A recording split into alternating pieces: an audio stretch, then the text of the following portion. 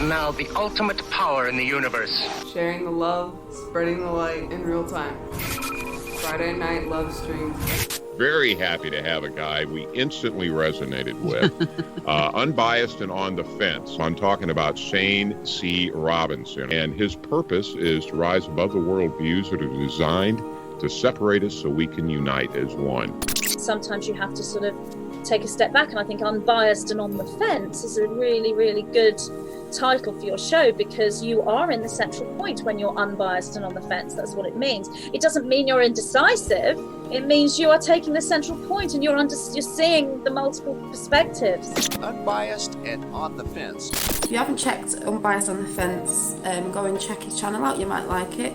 This is Dan Holfeld from Talk is Cheap, and you're listening to Unbiased and on the Fence with Shane Robinson. If this much sincerity enters your life, come to this much. What I know, I know.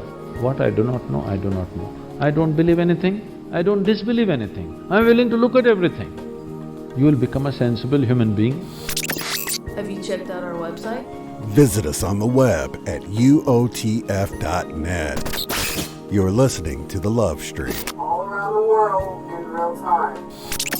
This is Shane with Unbiased and On the Fence.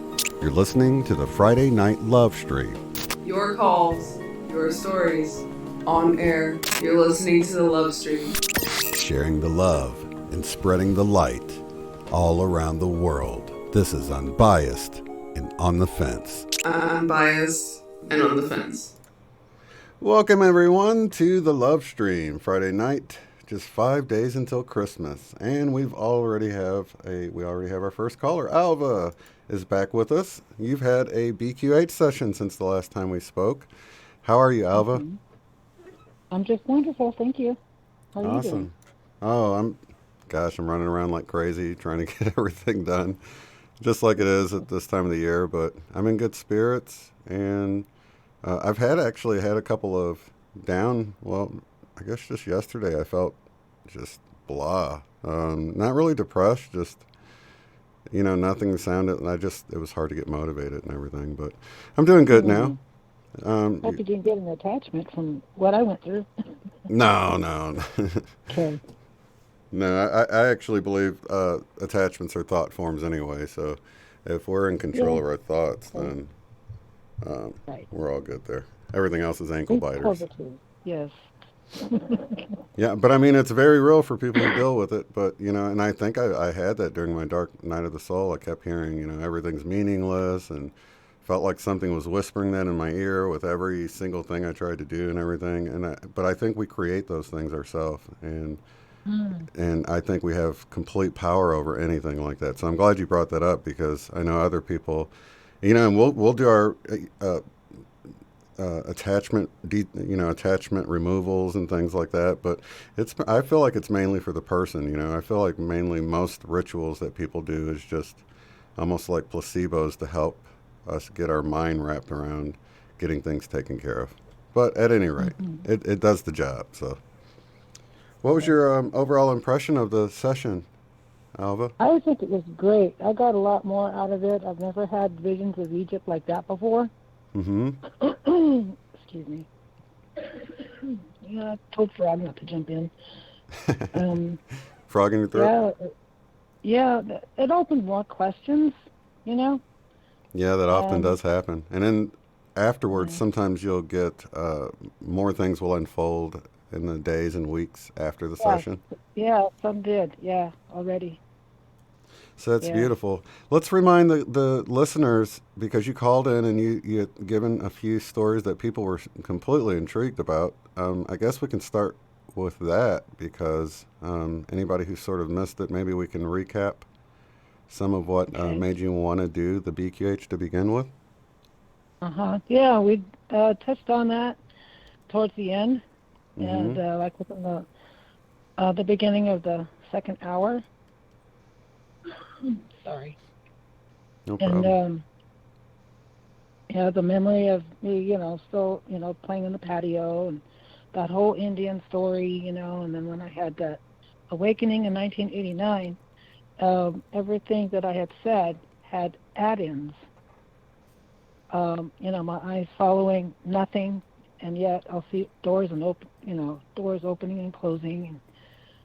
And sorry, geez, and my ear plugged up on my right side all of a sudden. Oh, no And problem. so at the beginning of before I saw that alien, which I'm totally being now, it was the only time I saw that. Okay, during the Indian situation. And when I had the awakening, everything was the same. But I remembered being woken up in the middle of the night by dinosaur footsteps. You and your brother, right? I'm sorry? You and your brother heard these steps. Yes. Yeah, we Mhm. heard it. And we were surprised that nobody else in the house woke up. So, baby, I'm on the phone, sweetie pie. Okay, bye. It's not a dream, sweetie.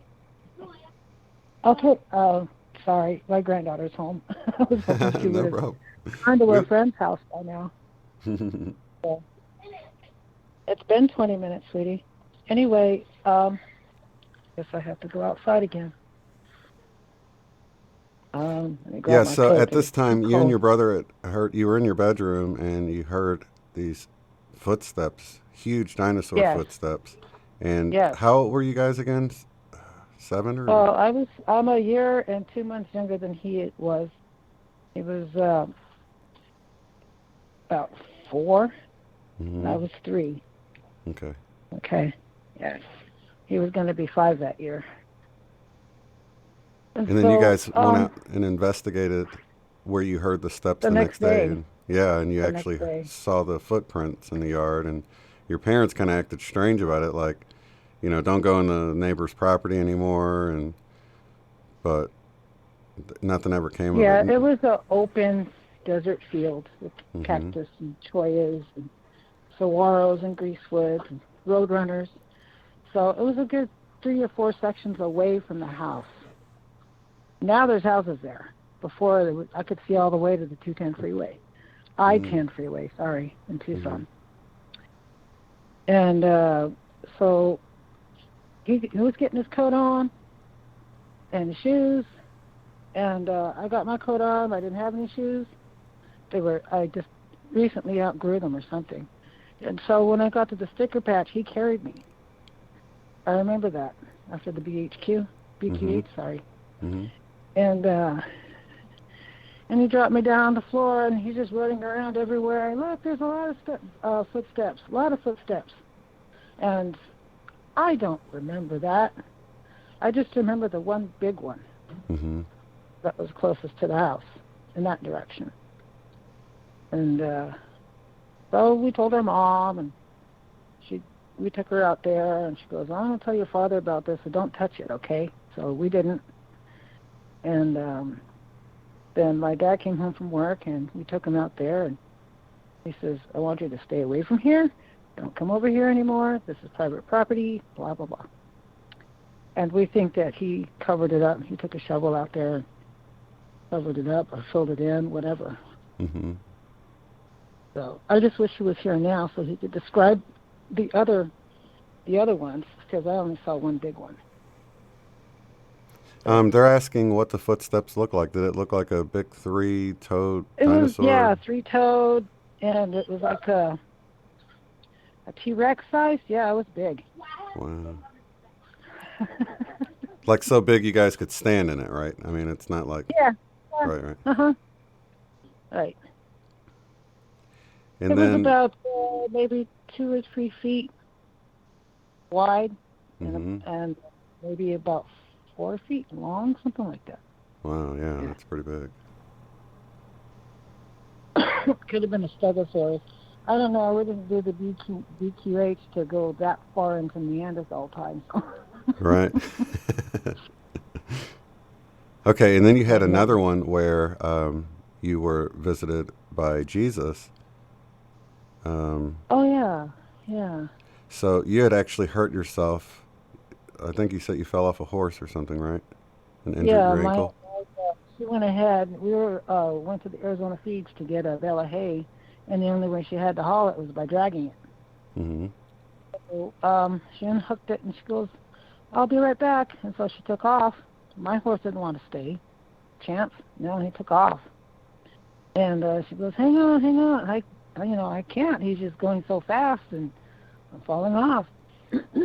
About 3/4 of the way there, I fell off and landed on my left side. I didn't break any bones except my ankle got messed up pretty bad. I wasn't sure if the horse stepped on it or I just landed really just right. Right. The side of my ankle. And so she got the bale of hay. Yeah.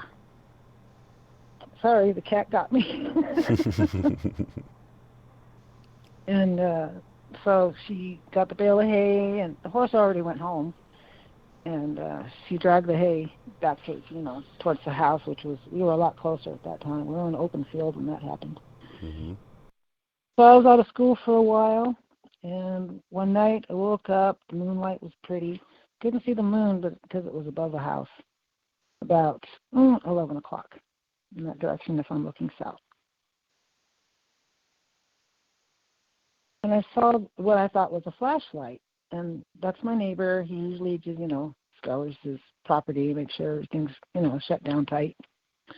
But this time, the light didn't have the beam like a flashlight. It was glowing, and it was going from door to door. As soon as it went into the foyer of the front door, it disappeared. And then it would pop back out and go to the next door. And hang on. Go on. He's here. Okay. So it's more like an orb flying from door to door. Yes, it was an orb, and when it floated by a car, it would light up the side of the car, and got near a tree, would light up the tree, and that what an orb does. Right. Well, I think that's important to point out, though, because I think a lot of us that have been seeing some of these orbs appear to us, they don't seem to always interact with the surrounding environment. So some of them seem to be like third eye orbs. So I'm glad you're bringing this out. So this was an actual glowing orb that you could have caught a picture of because it was actually there. And it was my mind. In my mind, I didn't remember. Right. Yeah. And when it was going to the last house, catty corner to me, because I'm at the beginning of a cul-de-sac on a corner house. I'm on the northeast corner, and he was on the southwest corner. And, kitty cat's going to go out the door. My house is a lot. And, Happy holidays. I know, right? And it'll quiet down now that Bella's gone. So, love my granddaughter. Yeah. And so before it went to the house closest to me, it stopped. It was like as if it directed itself towards me, and I said, "Oh wow, it sees me." Okay. So I hid under my covers. Before I hid under my covers, I hid behind the window, the wall, and was peeking at it, and it was coming towards me. That's when I covered my head because I noticed it changed shape. It was a gray metallic thing, and it was saucer shaped. Okay. Wasn't glowing. It just, the orb light disappeared from it, and it turned into a little tiny ship. Very small, okay? Mm-hmm. And it was floating above the ground, below my window height. And I thought, wow, I had a BB hole in my window, and I thought, oh, what are the chances of it going through that little hole? Well, next thing I know, I'm in a washing machine. And I was fighting it because I knew it would fill up, but I would have some headspace. Wrong. I ended up underwater, and the more I fought, the more resistance I got. Mm-hmm. And as soon as I stopped fighting, it let up a little bit, and I was grateful. Then it went through the spinning cycle, and I felt stuff from me going through the holes of the barrel of the washing machine, like unnecessary stuff, like Jesus was taking it back. It's hard to describe. And I'm praying, don't know who I'm praying to, for it to stop. Because you're like 3 or 4 at this time, right? Nope, this one, I'm 7. Okay, so this was this. Okay, I mixed up the dates, the ages. I mean. Yeah, so this is still 68. really young though. Yeah. Yeah, exactly. And then it started up again. It's filling up, and so I'm taking deep breaths, knowing that I'm gonna go underwater. And sure enough, the more I fought, the more resistance I got. And when I let up, then it let up. You know, when I relented, you know, just gave in to the force. And so I'm laying flat, and I was like, oh, thank you, whoever did that, please, thank you, thank you. And then I'm in a dryer, okay? And I'm trying to hang on to the rails, and so, you know, along the barrel of the dryer, and then they disappeared, so I'm just tumbling around in there, getting battered and bruised. At least it felt like it. Heating up. And then after a while, yeah, it was the same thing. As soon as I relented and gave in, it let up and stopped. So I'm laying on my back again, and I'm saying, thank you, whoever did that, thank you. And my head is facing out the window again, and this bright light just illuminated my eyelids. And I realized I couldn't move, but I forced my head to turn to my left, and I pried my eyes open, you know, with all my might. And I saw the most beautiful human being I'd ever seen. It was Jesus. Okay, he was dressed in white with gold lame on his U-shaped collar, and it was gathered kind of Grecian style. And he had a veil over his head that had gold lame on it, and they were both the same color. And he had a Sacred Heart, you know, with the swords on his chest. Right. And I says, who are you? Did you make it stop? Thank you very much for making it stop. And so I asked him, who are you? And he showed me 2 other aspects of himself. He was a younger man, dark curly hair, a nice cut beard and mustache, dark skin, and I believe brown eyes. Then I saw him change into a higher self, but he was, you know, he just got done being scourged to the pillar. And I said, who did that to you? Oh, that, you know, I just thought it was mean, and I wanted to reach out and touch him, but then I was kind of, you know, you don't touch someone else's wounds unless they let you. Right. And then he changed into his regular self, the bright light that he is. And he raised his hand up, his left hand, and I noticed the wounds in his hands. I said, did I do that to you? And he looked at me like he knew me, like that was like the answer, you know, but I didn't know who I was. And he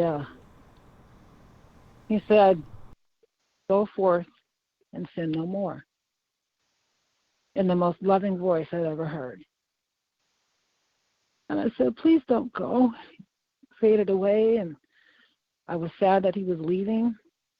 And then I was laid to sleep. So the next morning, I get off my bunk bed, and I'm hobbling over to the kitchen to have my breakfast. And I sat down. My mom brought me my breakfast. When I was done, she was sweeping the living room. I said, okay, I'm done now. She goes, okay, just a minute. I go, that's okay, I'll get it. So I got up and carefully walked over to the sink and put my bowl in the sink and put water in it. I turned off the water, and when I turned around, I ran smack dab into my mom. And she pinned me against the sink, and she says, "What's wrong with your ankle?" I said, "I don't know. I can't see it. You got me pinned." So she backed up a step, and I looked down, and oh, nothing. Nothing's wrong with my ankle.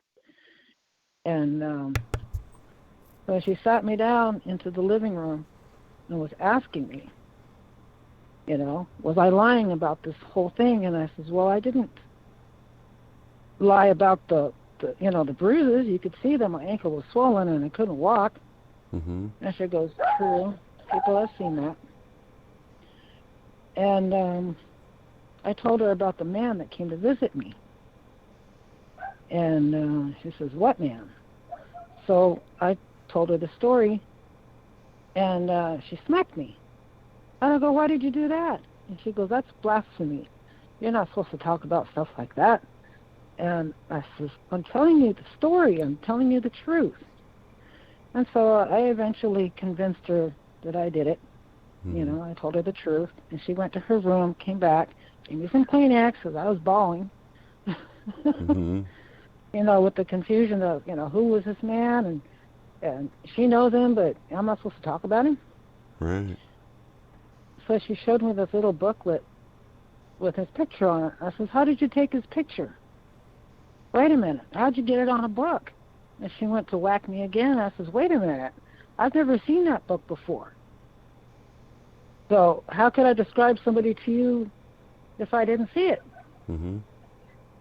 And so she made me promise to never tell anybody, especially my stepdad. Because he was a different religion, right? Yeah. Mm-hmm. Yeah. So, but he's gone now. I miss him. Yeah. So, but See, what brings me to that is because we were watching TV one day and we saw, the crucifixion of Jesus, and I was bawling. And she goes, why are you crying? And I says, I feel like I did that to him. mm-hmm. Like I'm one of those soldiers that did it to him. And she goes, you feel that strongly? And I said, yeah. I didn't know what the word strongly meant. I was only 7. Right. And so I did an Edgar Casey reading, and it says that one of my past lives was Egypt and the times of Christ, during the crucifixion, Mm-hmm. and a couple of other things. So that's why I feel like I really was one of the Roman soldiers. Mm-hmm. And I'm thinking that maybe I was Longinus. Is that his name? Oh, right, Centurion? right. Or, The one yeah. that pierced the side. Yes, that Right. one. Yeah. The way they filmed it was just so realistic. It Yeah. was like reliving it. Are you talking about the Passion of the Christ, or was it before that? Yes. Uh-huh. Yeah, okay. It was a black and white. Well, we had a black and white television, so. Right, okay. I just didn't know if it was the newer one, because that's pretty graphic. But No. they've had some other Yeah. ones that were pretty realistic. Mm-hmm. Mm-hmm. So you had that connection with feeling like it's almost like it was in your subconscious recorded in there that you'd done this. But, even, to go back to what Jesus said, forgive them for they know not what they do. Mm-hmm. If in fact that was you in that life, you wouldn't have done it if you had known exactly what you were doing. So, that holds true to what Jesus said. I don't know. It was probably a contract that I agreed to. Yeah. Who knows? Everybody has a plan on this earth. Yeah. During their lifetime, so maybe I did make a deal with God, that I agreed to this, to fulfill his, his prophecy. Right. So let's get to the BQH session and what came out in the session about these 2 instances, and then we can go into the other ones too, but just so we don't get too far ahead of ourselves with. Right. Because I think people will remember those stories. You also had the one with the crystal that came out of your nose, but we'll come back to that. I'm just trying to remind people of the call that we had. Mm-hmm. But we never got to that. We didn't get to Jesus at all. I don't think we touched on Jesus at all, even though I'm sure he was there, had a plan, Mm-hmm. Things happen for a reason. Right. So what came out in the BQH session that answered some questions for you or gave you some clarification? Well, hearing the dinosaur, Mm-hmm. that was something. I'd forgotten about that. Right. I'd forgotten about Canyon de Chelly, Mm-hmm. where I was locked in a room. I didn't think that was going to come up, and it did. And there was messages, Mm-hmm. you know. And I really liked that. It felt like I had made a promise to them that they release me.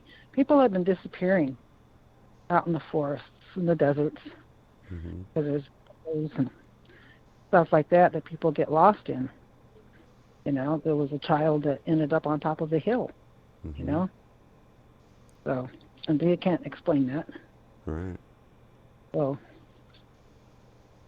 anyway, I'm going to go inside the house now. I'm cold. So what else did you want to know? I think that was a couple of Christmas ago. Some guy, I think he was up near upstate New York or up in Canada and disappeared and then reappeared like a week later on the West Coast in California or something. Oh, Still wow. wearing his ski gear or something. That was pretty interesting. But yeah, that kind of weird stuff does happen. It's almost like people walk through portals or maybe they get transported over or something Mm-hmm. like that. But yeah, that kind of stuff does happen for sure. So he probably was walking the red road or knew a little bit about it because these spirits that guard these portals, you know, they let you know no uncertain terms that if you mess up, you know, that could be the end of you. Mm-hmm. And when I was at Canyon de Chelly, I asked permission to go up into one of the rooms that they allowed us to go into, but I didn't touch the walls. And I stepped through, and I'm looking around and trying to think of the people that made it, you know, how they hauled it up the trail to make these bricks. I'm not sure if they were rock and chinked with clay, or if it was clay and chinked with rock. I can't remember. And the door closed, and I felt a pressure in my ears. That's another thing that I forgot. I felt a pressure in my ears, kind of a slight buzzing, and it was a different energy that I'd never felt before. And because each thing has its own energy. Mm-hmm. So I got on my knees, and I knelt, and I sat on my haunches and was talking to them and begging them to let me go, because my parents and my brother and my two sisters were outside. Mm-hmm. And I don't want to worry them. And so they opened it. I thought I was seeing the door. They opened it up to my left, and they said, "Be careful, not everything is as it seems." And I said, "Thank you very much." And I walked outside and turned around and waved to them. And I felt like they were pulling me back, and I thought, "Oh, no," I took off. I ran down the path to the opening of the cliff face, and my parents were standing there, and they were scowling at me. "Where have you been? We've been looking for you." And I says, "I asked permission to go up into a room." And he says, "Yeah, I went to the room. There was no one there." And I said, "The door was open?" And he said, "Yeah, there's no door on it, so the doorway was open." And so I told him what happened. And he didn't believe me, so he went up there to look again. And he goes, "I'm going to have to talk to the ranger about it." So the ranger came back. I was sitting on a rock, and she walked right past me, and she says, "I'm sorry, sir, we're not able to find your daughter." And he says, "She's right there." I was sitting on her right, and she was standing in front of me. And she looked at me, and I was like, "Oh, this is your daughter?" And he said, "Yes." And my mom says, "Her name's Cha-Cha." She says it with a Spanish accent, and so it comes out Cha-Cha. Mm-hmm. And so we thought it kind of strange that she saw me but didn't see me. Mm-hmm. So they made us go out of earshot, the four of us. away from the cliff face, so I couldn't hear them. And I said, I know what they're talking about. Ghosts. They're talking about ghosts. They didn't want you to hear. No. I'm sure my dad doesn't want to fill my head with more stuff like that because I see ghosts. Right. So what else came up anyway, in the session? Didn't you had was that instant at the wedding down in Mexico? Oh. Did that come up? I was kind of hoping you wouldn't bring that up. Okay, so we don't need to. Everybody knows it was a sensitive situation. Okay, yeah, we don't have to talk about anything you don't okay. want to talk about. Okay. Yeah. Maybe some other time. Okay. Okay. Yeah, I was just trying to think of things that had come back to your memory that you had sort of forgotten about. I thought there was a few things. Was there anything else that I'm forgetting about? Or more clarification I was on... in ahead. Egypt. Mm-hmm. I was standing in a white chariot with gold paint on it, with ornaments. It was really pretty. And I'm watching some children either filling up water sacks or playing, splashing around. But I was intent on one woman, tall and slender. I couldn't see her face or her hair, but she was dressed kind of harem style, kind of like she was an important maid or something. Right. And a little boy, was walking with her. He was carrying the water, and she was carrying the dates. Mm-hmm. Okay, remember when I first appeared to Egypt, I was a man. I saw a cobra. I couldn't follow the cobra, but a bird came to me. I don't know, it was an owl or a falcon or a golden eagle. I can't remember which. I have to go in my notes. And yeah, because it kept morphing and changing. Yes, that's like this was confusing. It was really cool, though. I thought it was really cool.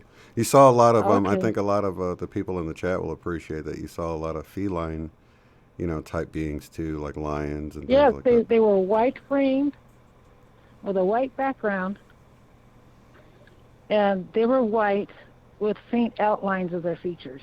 Mm-hmm. They had very curly hair, very tight waist. Mm-hmm. One was male and one was female. And I went into a rectangular shaped portal that had on each corner that looked like a leaf.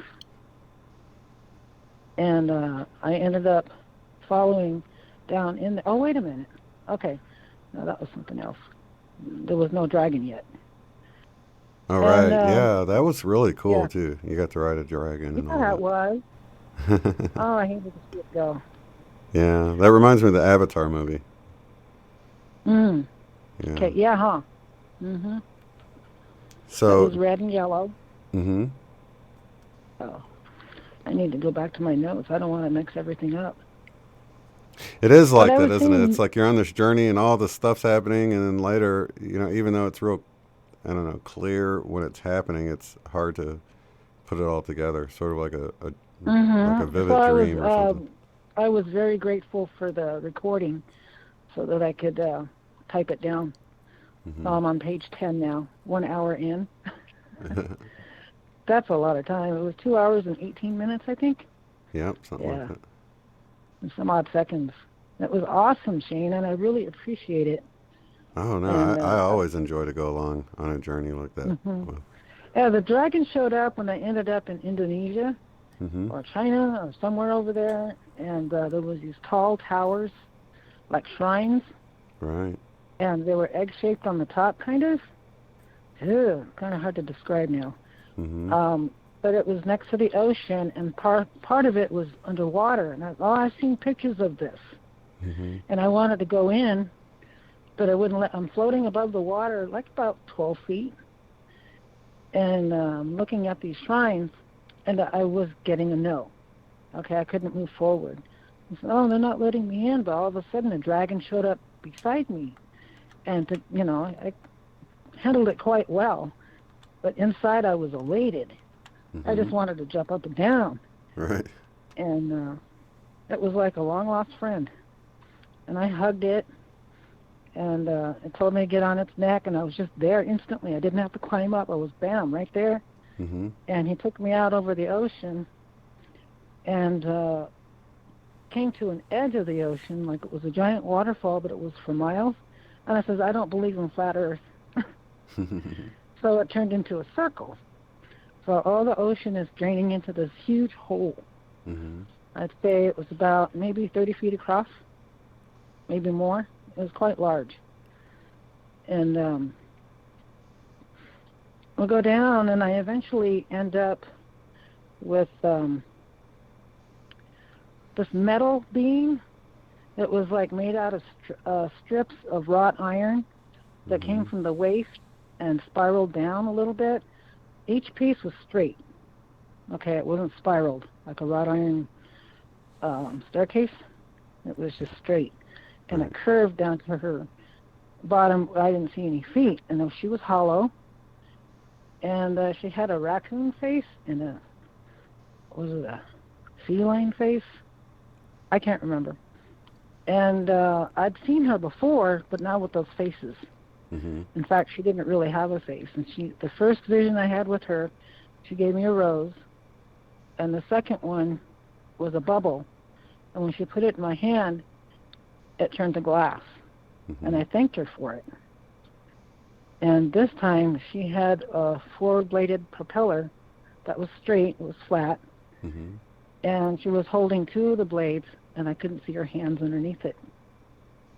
And she gave me a name, remember? And she gave me a name of who she was. What was the name again? Or can you say? Was it Ree? Or was that the dragon's name? Lima?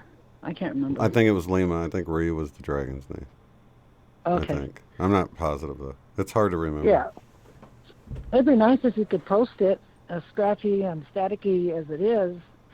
I think people might get something out of it. Right. Yeah, I try not to post them if they're hard to listen to, because it's pretty bad. Yeah, it was, and I'm sorry. I didn't hear a thing on my end. Oh, no, that's fine. It was good enough to do the session with. In fact, Caleb's, I did a session for him, and his, he had some warbliness in it where it kept cutting out and stuff, and I was able to make it through, because I kind of get in a meditative state, so I receive more than what I'm actually hearing sometimes. Speaking of which, you were seeing all kinds of lights. I was seeing the violet flame in some instances. Yeah, I was getting lots of orbs in the room and stuff here with me. I was like, wow, this is amazing. Oh, wow. Hope you took pictures or video or something. No, I think they were third eye, and they're really quick. Because right when you see them, you go to look at them, and they disappear. So I know they were some of the sparkly ones, and then there was a really big blue one that, like, I saw it. I was almost looking right at it, and it popped in and then popped right out. So no chance of taking pictures. But it was for me to know that, hey, we're here, you're connected. It was just reassurance during the session. So. And when you were first talking to me, I automatically found myself on a hill underneath a willow tree overlooking a valley. Mm-hmm. And the willow tree was shaped like the top of a heart, and the way the mountains were connected at the base, it shaped a perfect heart, and I was so feeling the love. And I go, Shane's talking, better go back to him. Then I ended up in Egypt. Yeah, that's cool how that works, huh? Because I started the whole induction process for you, but you were already getting flooded with all these visions and everything before I even got to the end. Maybe I'm a natural, huh? Didn't know it? Yeah. Yeah, and that's happened before, too. I've had people, get in there before I'm finished. And then I've had people like Caleb that I just did his, get to then. He's like, I'm not sure if it worked or not. I feel like I'm still here. And I'm like, well, a lot of people don't actually go into a trance. Some people stay alert. Just, say what you're seeing. And it was beautiful because he immediately was like, I see Yeshua, and he's smiling at me. And it went on from there. It was great. I'm hoping to get him to call in, too. Maybe not this week. If not this week, next week. But, yeah. Okay. But everyone's different. Every session is completely different. But you had this time. Oh, go ahead. Go ahead. No, go ahead. I was going to bring up when you went down the long, I don't know, it was sort of like I think of it like a wormhole, tunnel, sort of. Well, actually, you said some of it seemed like it was man-made. I wasn't done with her. That's right. She showed me an apparatus that looked like a slicer, but not a slicer. It was like a meat slicer. And in it was a slice of sandwich ham. And I was getting like, maybe it's a diet thing. She wants me to not eat ham anymore. And then she showed me the hammer of an ear. I guess that's the smallest bone in your ear, your whole body, as a matter of fact. And so she showed me a healthy one. So I said, okay, my ears are healthy. And then she showed me musical notes. And before I could thank her, I'm going down the tunnel with this dragon, and oh gosh, I was seeing musical notes made of brass up on the right-hand side of the tunnel. And I didn't recognize the notes, and I didn't hear any music, but and these notes were falling off the wall as I went past it. Okay? And like they grew big, and they were, flashing by my head. And they were about 4 inches tall, and they looked like 6 to 12 inches tall by the time they got to me. It was way cool. And I remember seeing black and white crystals after that. It was like rings. First it was a vein of black and white, and then it turned into rings. So I was going through a wormhole. Right. And I can't remember what happened after that. It was a long process, and I really enjoyed it. Yeah. So you didn't, was that past what you've written down, that part? Mm-mm. Oh, okay. Because I got it to seems the part like you got where to we the were inner in Canyon de Chelly, and you wanted me to go to Silver Bell.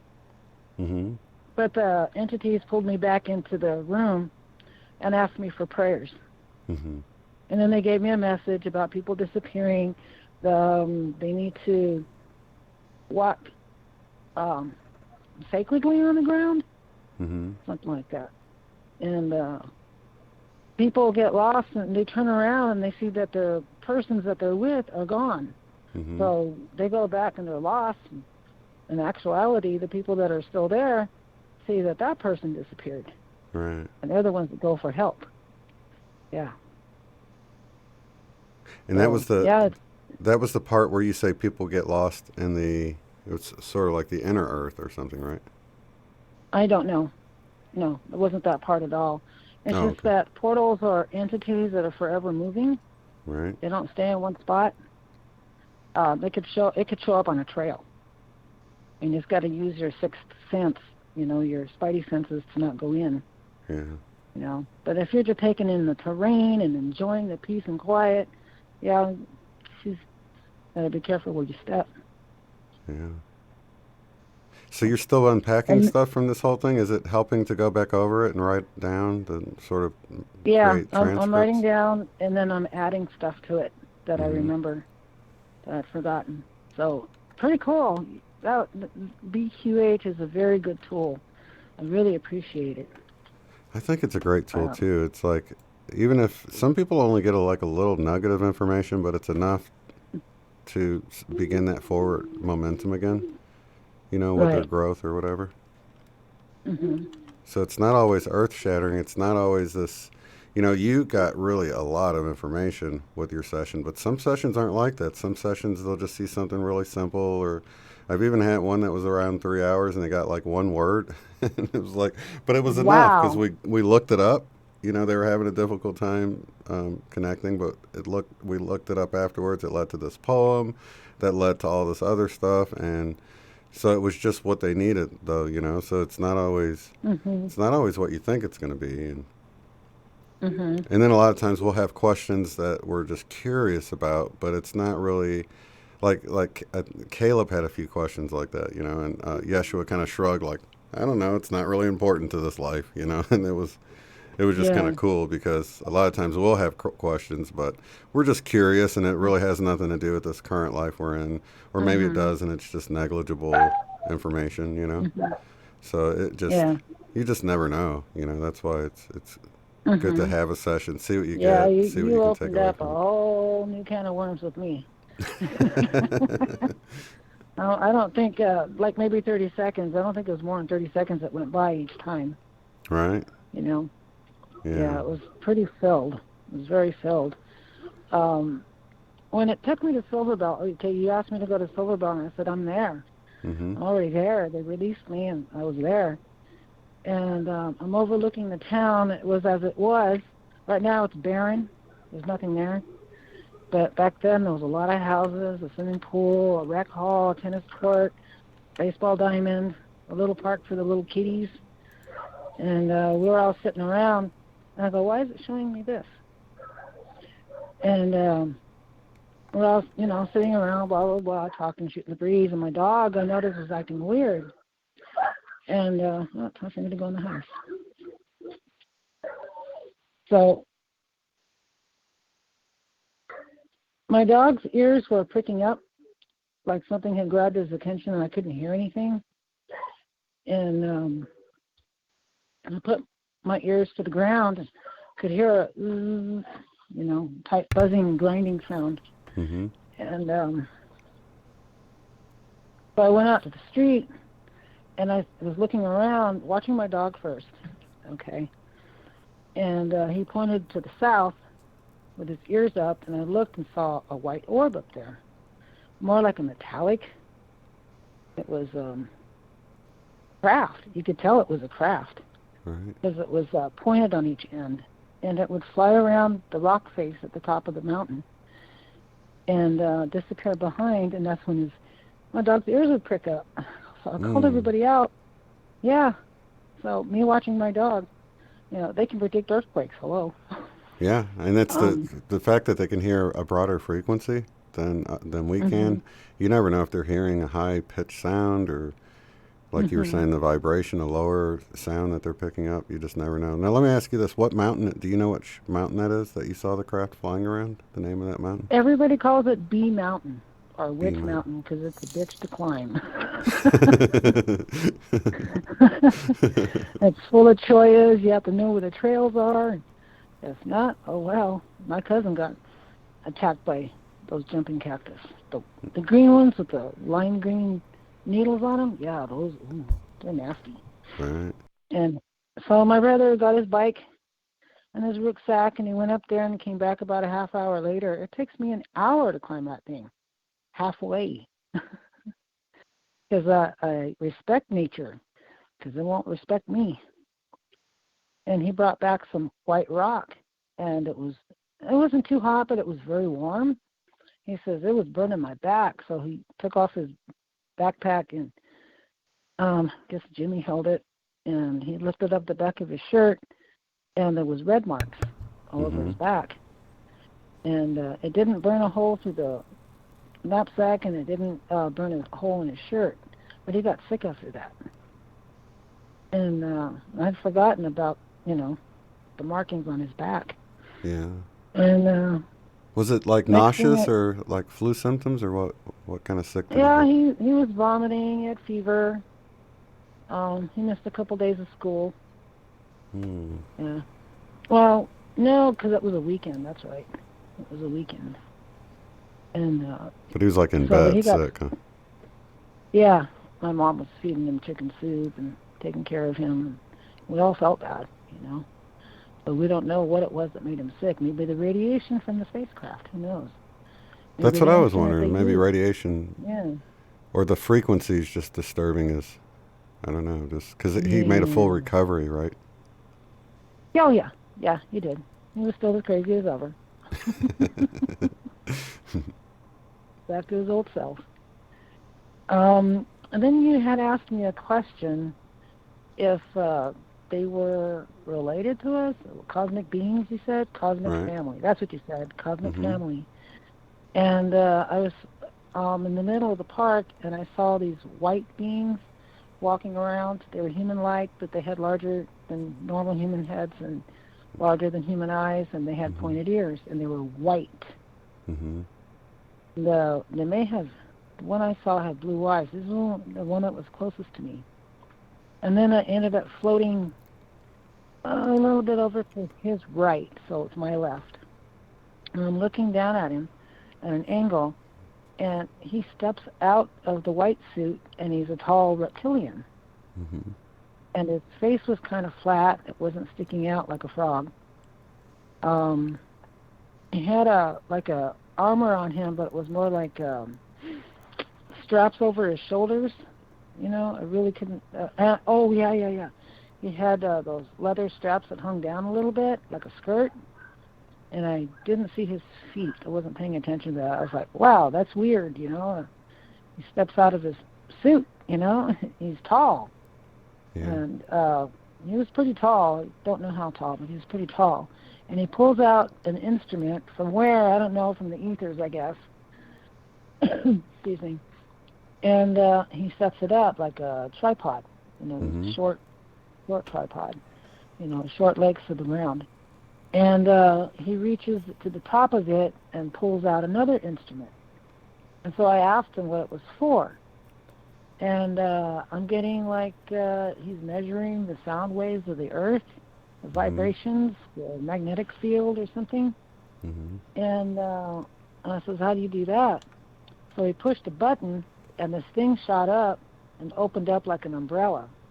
And they were straps about maybe 3 inches wide, and they were graduated. So they were, you know, a short band on top, and then the second band was longer, and so on and so forth. But it was like an umbrella, a wide umbrella. And it was big, I'd say about 10 feet across.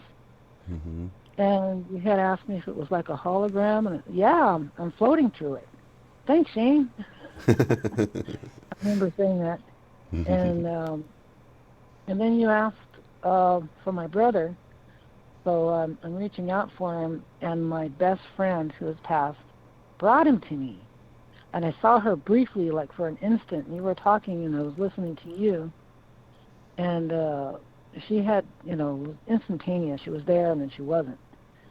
So I didn't even bother mentioning her. I miss her.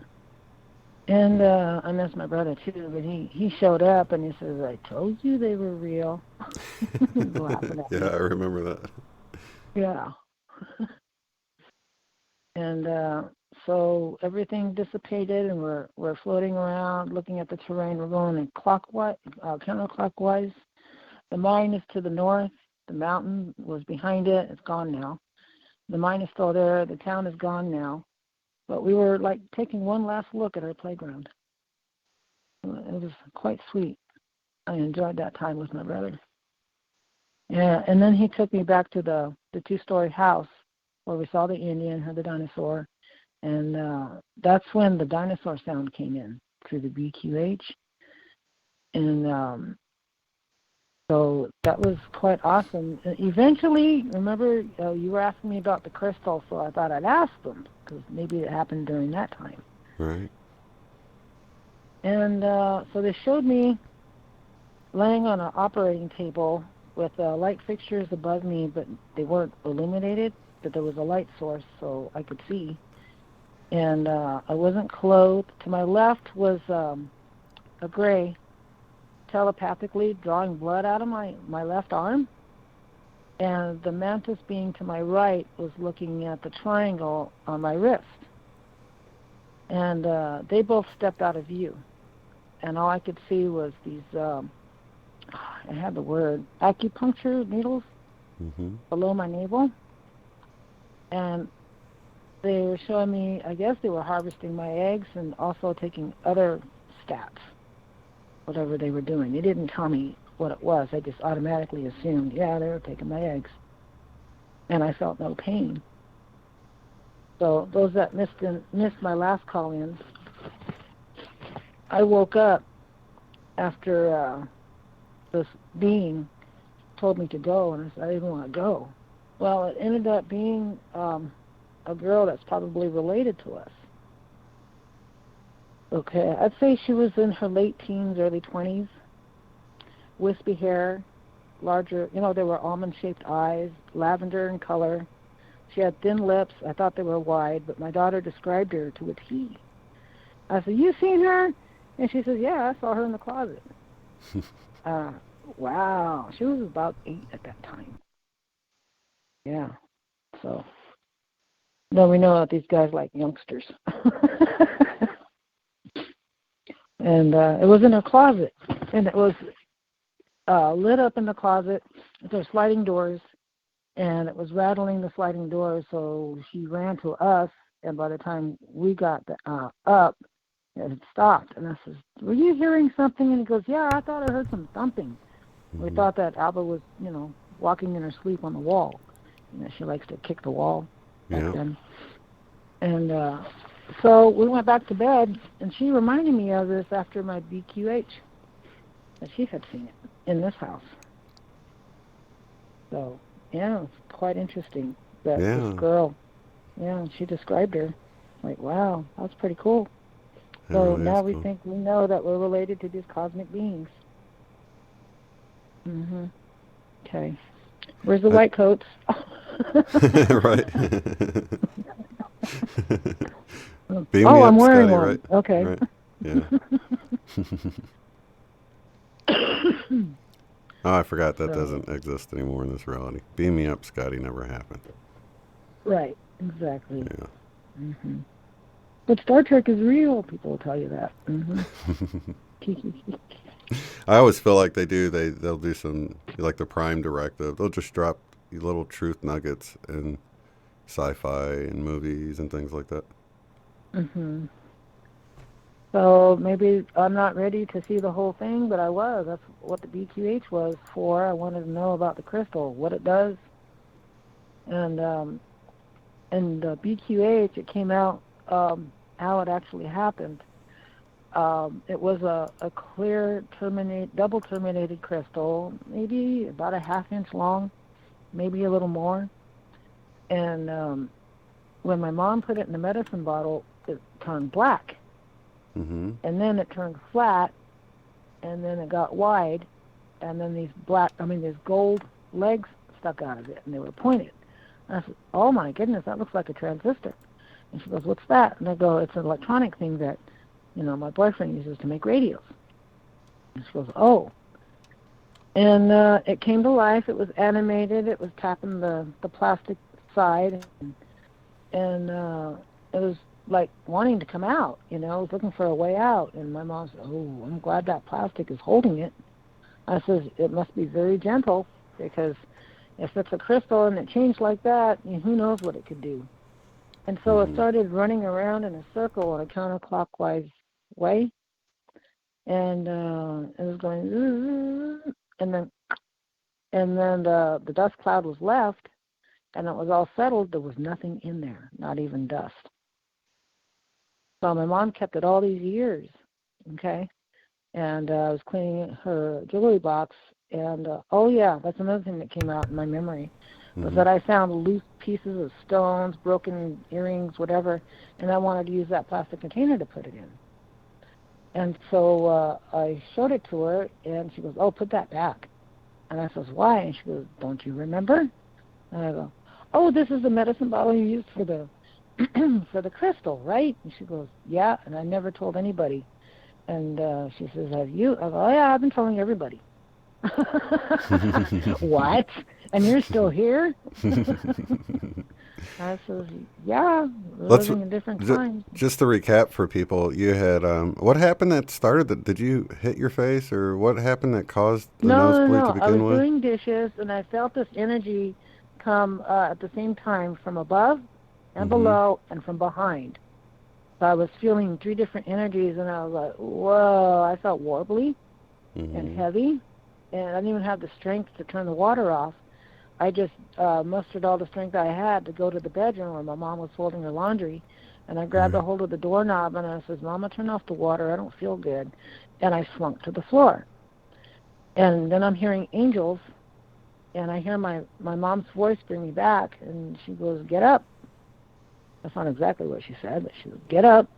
And I stood up on one arm, and I sat up on one arm, and I asked her, what happened? She goes, I don't know. I go, will you go turn off the water? And she goes, oh, yeah. She was worried about me. She forgot about the sink. Good thing it was a deep sink. And she came back, and she helped me up, put me on the bed, and then she noticed that my nose was bleeding on my right side, and I used my knuckle to block it and went to the sink and eventually, when I blew, this crystal came out, and I rinsed it off, and I showed it to her. And that's when it started vibrating in my hand, and she could see it glowing. So, yeah. And I put the crystal into, she didn't touch it. I just slid it into the bottle, and she capped it real quick. And then we put it on the floor. It was a hardwood floor. And it started vibrating, and then all of a sudden it turned black, and then it popped out, what I just said. Yeah.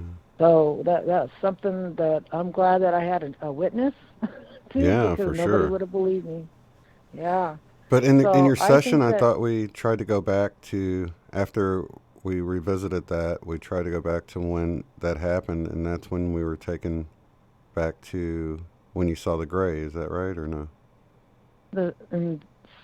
My brother took me there and revisited, and that's when I remember the dinosaur footsteps. So we don't know when they put it in, but maybe it happened at that time when the Indian visited and all that, right? Yep. Mm-hmm. Because you had the Indian visit, and you had hidden under the sheets, and then at some point you were made to fall asleep at that point. So maybe it was done at that point. That's sort of what I was thinking. Maybe. Yeah, that's when I was taken up in the ship. And then I had a dream, or a lucid dream, of my brother up in the ship, and he's sitting on a table and eating an ice cream. Eventually it fell off, and I felt like we were being watched, like the Indian and the ice cream were smoke screens. Okay? They didn't want us to see what they were doing to us. So they used that. Right. So, yeah, mind control? Yeah. But it doesn't seem like, it didn't seem like it was for a nefarious purpose. It was just it seemed to me like it was more to, I don't know, give you something more familiar to look at. Protect them. Yeah, protect them. Yeah, and to protect them, yeah. I do wonder why, because wasn't the Indian holding up a tomahawk or some kind of... Yes, he was. Yeah. Yeah, in his left hand. And I'll ask the questions was his attitude, Right, yeah. And they were picking my mind. They could have done whatever they wanted, with or without my answers. Yeah. I think. But I guess they were just prepping me for the long haul. Yeah. Well, I had suggested to you... I don't have anyone in the family that can verify if I was gone, if Javier was gone. Nothing. Right, and some people are taken with their consciousness. I'm sorry? Some people are taken with just their consciousness and not their physical body. Right. I think it's half and half, so you just never know. Okay. Wow. But being that you had the needle, it looked like they had stuck you with the needle around your navel area, and that seems like that was a physical. Yeah, it was 3 acupuncture needles. That's what they remind me of. But they were a little bit longer. Okay. Right. So, and they didn't, that just shows me that I think that at some time they inserted it in my nose. So I've been hit with a baseball after that happened, right on my nose. And I was like, oh, thank goodness that, maybe they knew something was going to happen, it could have got damaged or something. Who knows? Oh, wow, yeah. They were keeping their secret, yeah. Or it could have been a tracking device, information collector. Who knows? Without getting into any specifics, because I know you didn't want to talk about it, but having any kind of psychic abilities or seeing things, having sort of a clairvoyant type of a gift, did they happen before or after that crystal was removed? It was I'd after, always had wasn't it? So I've it didn't always had affect it then, huh? Before but and it after. Upticked. I think it upticked after that. So maybe it was to sort of tone it down? At 7 years old, I'm wide awake at 7 years old. This happened when I was about 15 or 16, the crystal. Right. But I was 7 years old when I saw that spacecraft. Right. And it was Jesus. Jesus came on in a UFO. I never would have believed it unless I saw it for myself. Yeah. You always hear people say, oh, Jesus, rides in a UFO. Well, yeah. See, so a few things come to my mind with this, Alva. Either it could have been something to help you enhance your gifts that you're already having, make connections, neurological connections, and then maybe it wasn't needed later, or maybe it came out by mistake, or I don't know. It just brings up a whole bunch of other questions, because I thought maybe It could have been it a was hormonal thing too. It could have been an age thing. right. Who knows? I don't know. 'Cause people like Whitley Strieber still has tracking devices. Yeah. And he's up there in his years. Mhm. He can't be too much older than me. And that's what snapped me out of the veil is when I read the book and came to the little blue guys. I said brown before when I called in, but then I remembered after I hung up, oh, they were blue. Mm. And they looked like Jabba the Hutts with blue coveralls. Right. And to my left were a few grays, and there was a mantis being, and then that girl at the door. That all popped in after I got to that part in the book. That's all I needed was that little key, and everything came flooding in. Everything. I could see everything that happened like instantaneously, and it was like, wow, denial is pretty strong. And I was screaming, and all of a sudden this TV screen popped up in my window. I'm at my grandmother-in-law's in the back room, and within this television screen was a bunch of little television screens. They were black and white, slightly bulbous, so they were like those old-fashioned tube-type, TV screens. Yeah. And each one had a calamity in it, earthquakes, floods, fires. They showed tsunamis, and I think I saw one nuclear bomb. Yeah. And there were like 4 squares left at the bottom, about 3 squares left at the bottom that weren't filled up, and I had shut it off. I'd shut it down. I didn't want to see anymore. I had to absorb what I already saw when I was a kid. And then they're showing me all this other. My daughter's not even a year old, and she's in the crib next to me. I didn't want to wake her up, but I think she saw what was going. Like she could actually see it, because her eyes were open and she's looking out the window, where the window's supposed to be, and it was all these television screens. So, and then my grandmother-in-law got it out of me, and she told some certain family members, and my fiance is the one that pulled me off to the side. How dare you talk about stuff like that? My family does not understand such things. And I says, well, Grandma sounded like she was all into it. She was cool, calm, and collected. She looked like she believed me. And then this happened. And so later on, she told me, I'm sorry, but you really scared me. I wanted to make sure you weren't going to hurt your baby. Oh, no, not at all. Yeah, so I got ridicule even in the family I married, So that's all done over with. And I'm getting my gifts back. I've always had them, but I shut them down for a while. And, talk about birds singing in the sunshine, Now more of these thoughts of, the stuff happening. But I realized that another gift. Go ahead. I was just going to ask, what kind of stuff is? How are your gifts coming online now? Do you just see visions or what? Yeah, I can. Back in the 80s, when I first came to California, it was 87, the summer of 87, and I predicted Trump being president. Yeah. These people were wanting to know how to get their green card and stuff, and I guess, no, it wasn't Reagan. Might have been Reagan. No, Reagan was out. Who was it? Yeah, one of the other dudes. And I said, they got this thing going to where you can sign up and become naturalized.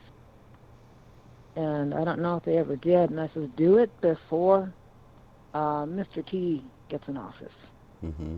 And they were thinking of the black dude, Mr. T. And I said, no, not him. I'm talking about Trump. Oh. So anyway, that was a trip. And yeah, I have predicted a lot. Yeah, it's neither here nor there. I just need to know, and I think I'm finding out that we're all here to raise vibrations, to help those, and some people won't wake up. It's okay that they got their path, and it's always a good feedback when you see someone wake up. Yeah, it is. You know, just talking to them and talking about Jesus and talking about God and doing, knowing the difference between right and wrong. Yeah, I've seen that in a lot of people. And they become enlightened and they realize there is a life other than people bringing them down all the time. Yeah. Well, we can get wrapped up in our daily lives, can't we? Right. Even those that are woke. Yeah, exactly. And the people that we least expect to wake up can have some type of event that just jars them awake and wakes them up, and then that's what I feel like happened to me with the Mandela effect. I was sort of dormant. Speaking of Mandela effect, do you mind if I share my little tidbit?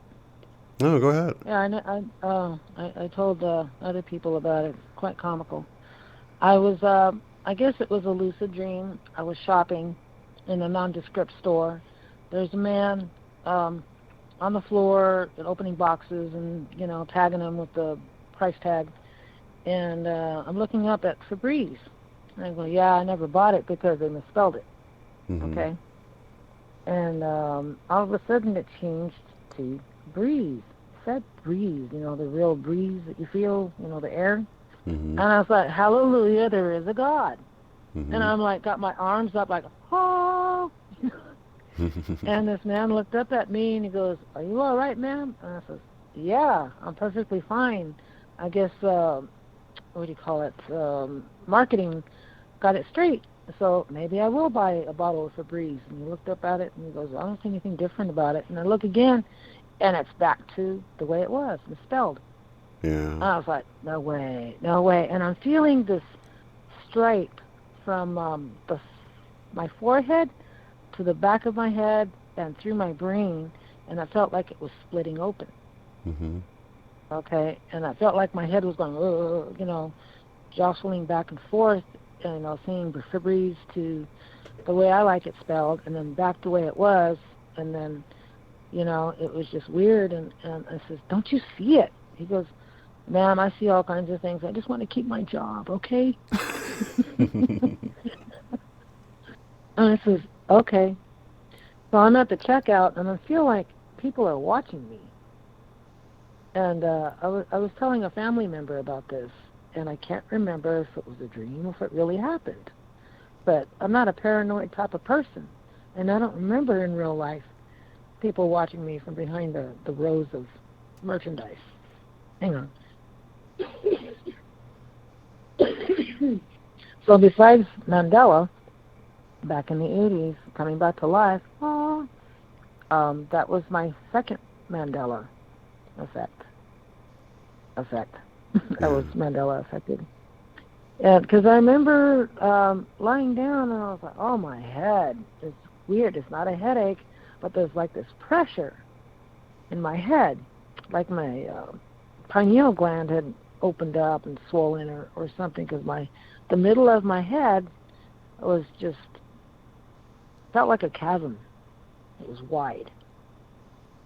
So I didn't know what to make of that, and I felt disoriented.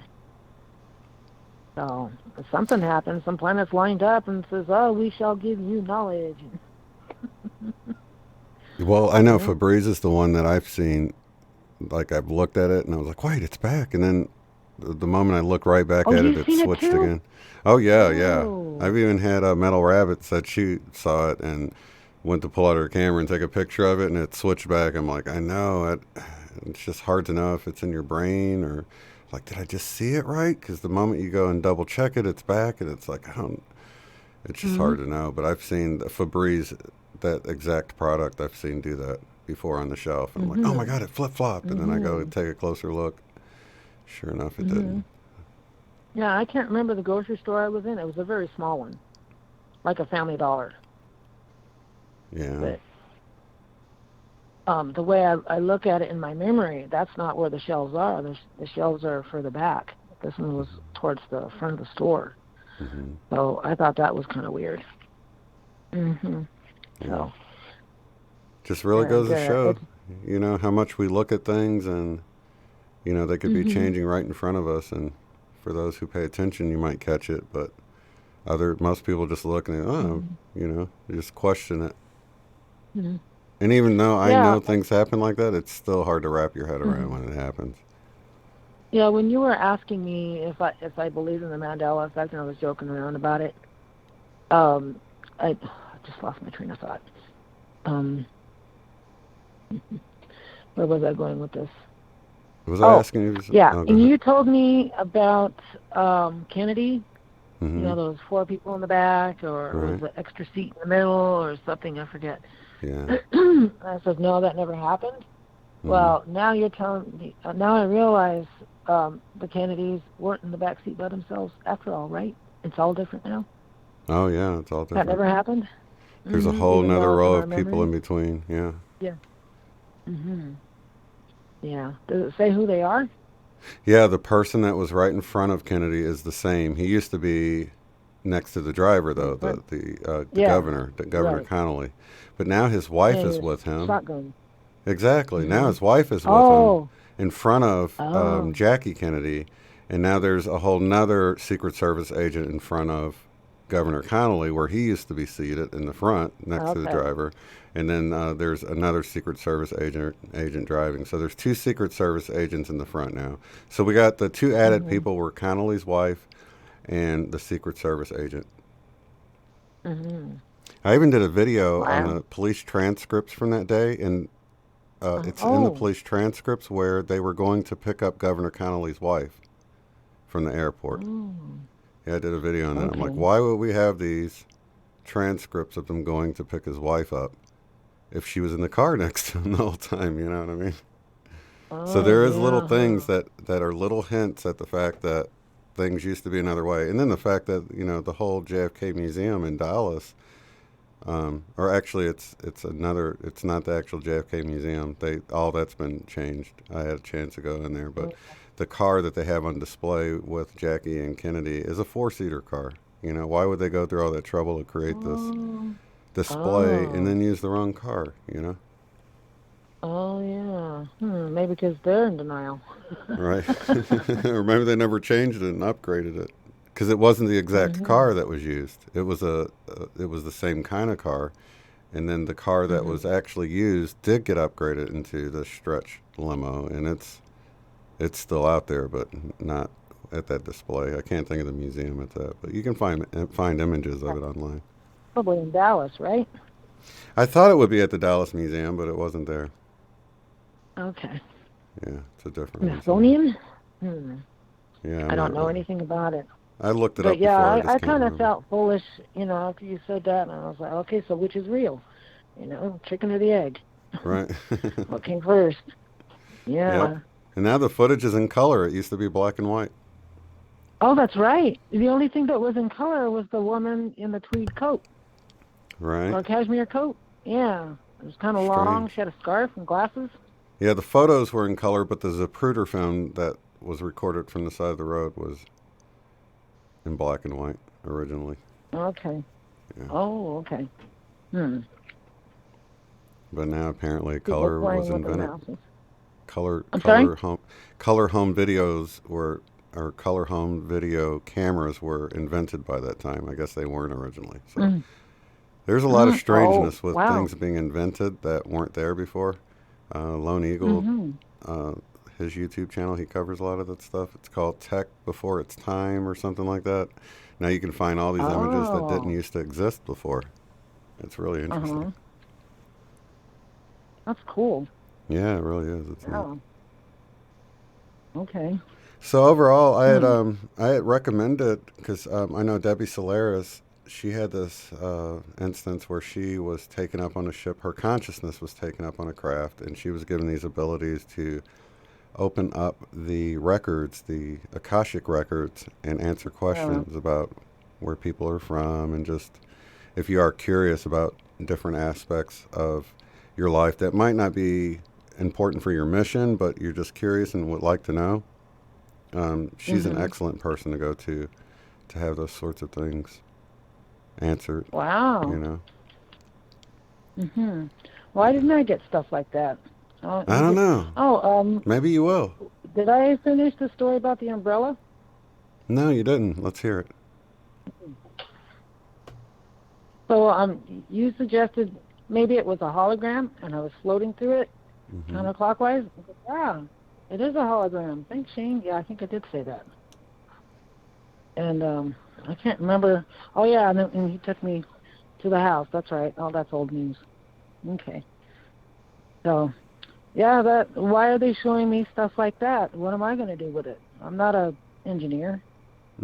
Or, you know, I don't make weapons. That's not a weapon, though. That was a information gatherer. At least that's what they want me to believe. So I thought that was cool.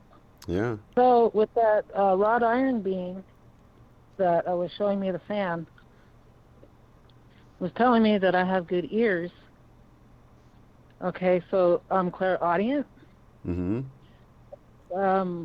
I am affected by the Schumann, whether I know it or not.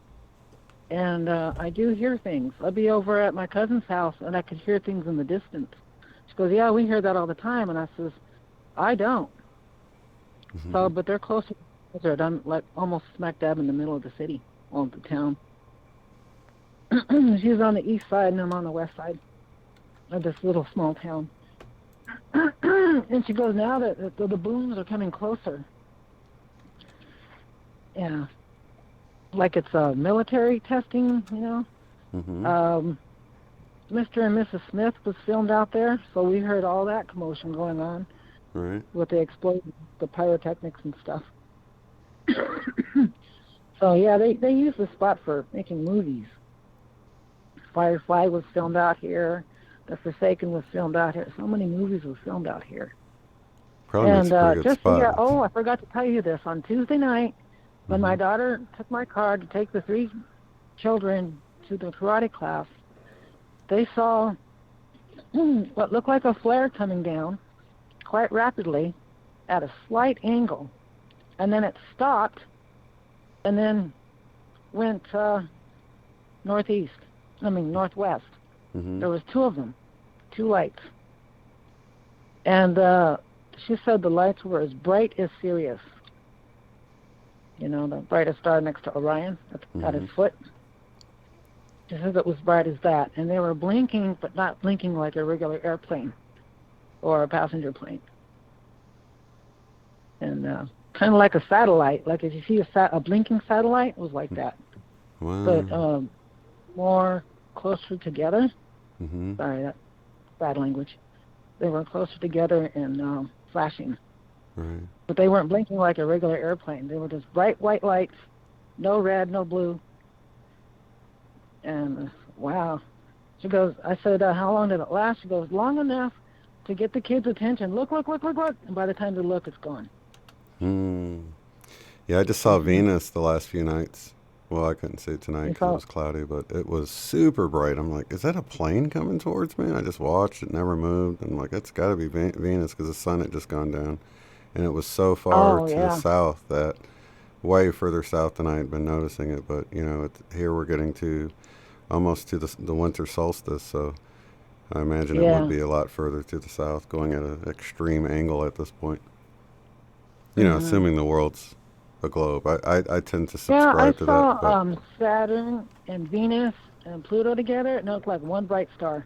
Yeah, they were really close together. Yeah. Yeah, they were. Right on top of each other, pretty much, right next to each other. Yeah. So I got pictures of that, and I posted them. Yep. That's so beautiful. If anyone wants to go on the Facebook and friend me, they can look at the pictures. Awesome. So, What's how do they find you in there? Alva Yarder Flager. Might have to put that in the chat for people. Yeah. Yeah, just punch in Alva Yarder and they'll find me. Okay. Alva Yarder, they'll find me. Yeah. Is Maria here tonight? You guys should. I don't know. I don't see her in I haven't spoken to her. Awesome. Yeah, I haven't seen her. I've been trying to keep an eye on the chat, but I've been listening to you. Are there any questions before I let you go for the next caller? No, I guess we can, when you finish doing the transcripts, we can revisit and see if anything else comes up, or you can drop me an email. Let me know if it jars any memories, because it's amazing the way when you start digging around in that stuff, how even after the session it might bring up some memories you forgot about or some other connections. So I love hearing back from people after, what, you wouldn't believe what I came up with now and stuff. So yeah. We used to, it was me, my brother, and a friend of ours, a mutual friend. We're sitting at the steps at the rec hall, and we're facing east, and we saw something come above our heads. And it was blue, and it was humming. So we ran out to the middle of the park to chase it, and it just shot up into the east, just went up, gone. And then we saw two more after that, one or two more after that, and we're like, we're going home. So, yeah, we've seen all kinds of things there. When I first moved there in '69, I was 8 years old. Might have been '68, I was 7. And we had gone to the corrals, which is away from the town, and we saw these two old-timers, dipping and drinking beer, smoking a cigar. One had a stogie, I think one had a pipe. Sorry. And they told me to leave. So I left, and my dad got upset because we were supposed to stay together.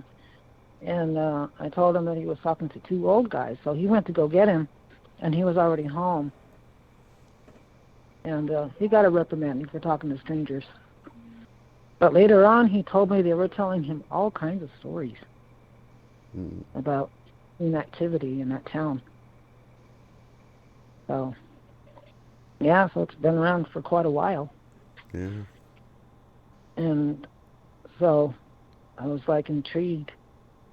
He'd come home with all kinds of stories. He was quite the adventurer. Anything that you can share or no? Yeah, just one time I was in my bed and I saw this hand coming up to grab me, and I was like, oh, hell no. And I got frozen, and then I saw these little people coming out through underneath the door. I was real young.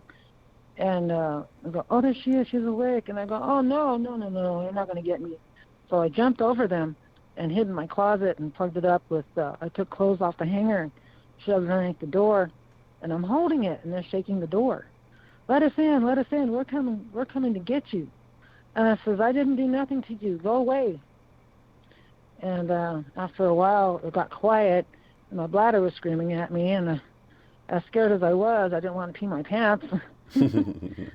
And my mom even had a dream about them. Before we moved out, she said that she had a dream that they tied her to a chair in my brother's room, and she promised them that she would never hurt them, that they could live there as long as they didn't bother us.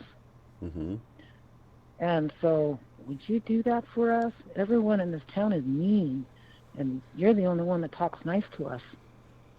And so they released her.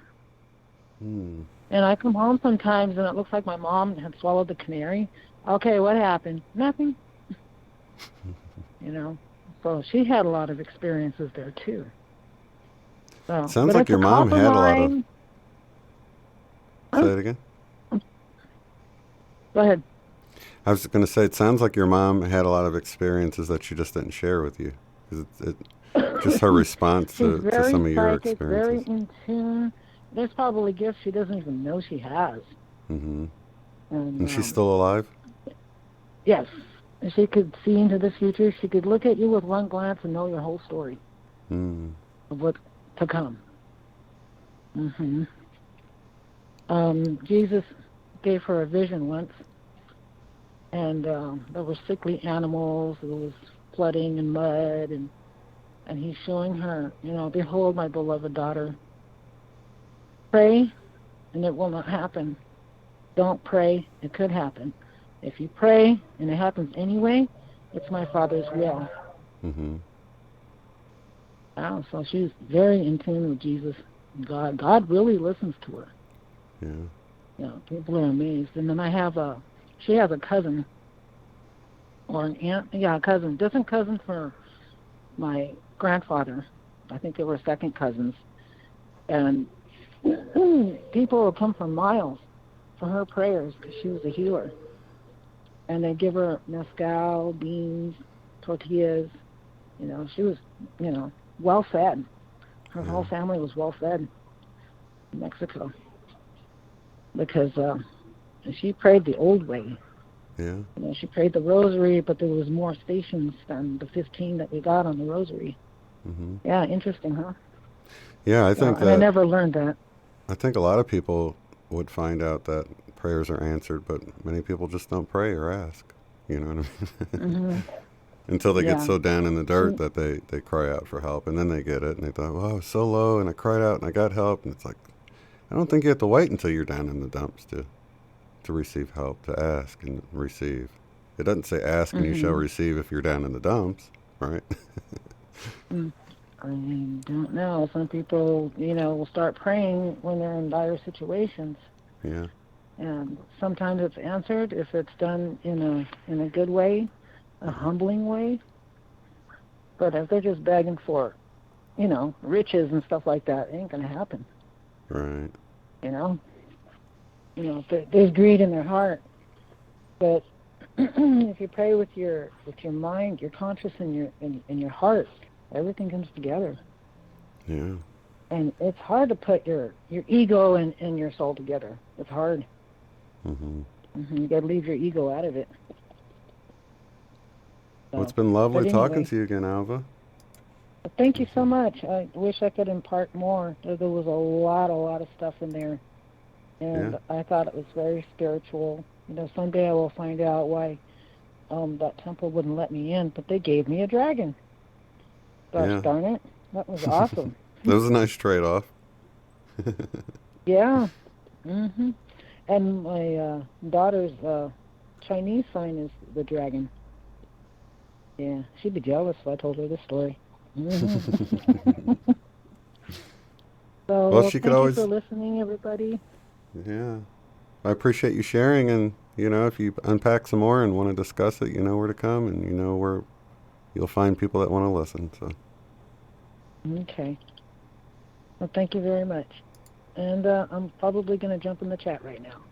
All right. Lots of love to you, Alva. Have a good one. Thank you. I love you all. I love Hugs, you too. Bye-bye. Kisses. Big hug. Bye-bye.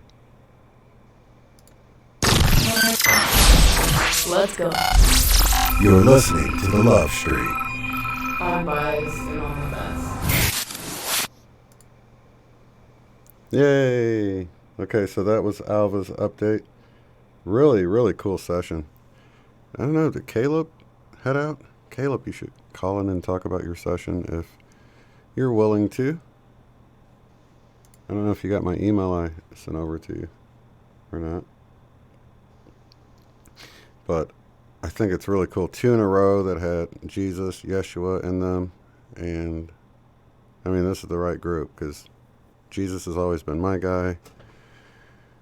And I think that true nature of Jesus really came through in Caleb's session, too, of just how laid back he really is and how non-judgmental he is. And I think that would make for a great conversation if you're up to it, Caleb, because I think too often people, you know, view Jesus as this character like they view God the Father as, you know, sort of wagging their finger at you, down on you, judging you, angry with you.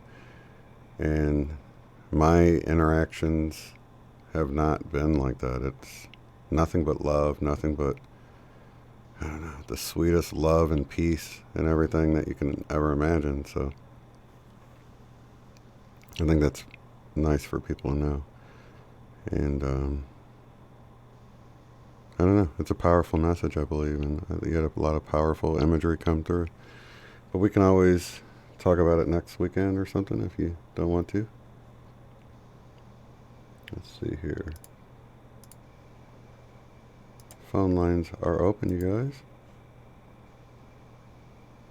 1-605-562-0444. You will want to enter in the show ID of 1477973. You can skip the PIN number part, of course. And that's not important unless you're a moderator, which I don't have any moderators on there, so just call in. If you like to, I'll put up all the international numbers on the screen for you guys. And if you have any problems with any of the numbers, do try to just join in from a web browser on your PC, or even on your phone. You can just open up Chrome or whatever browser you use and go to talkshoe.com/show/love stream, and you can just talk from there. It's nice to have earbuds or headphones so that there's not an echo, because it is about a 2-second delay. But yeah, don't be shy. Share your stories.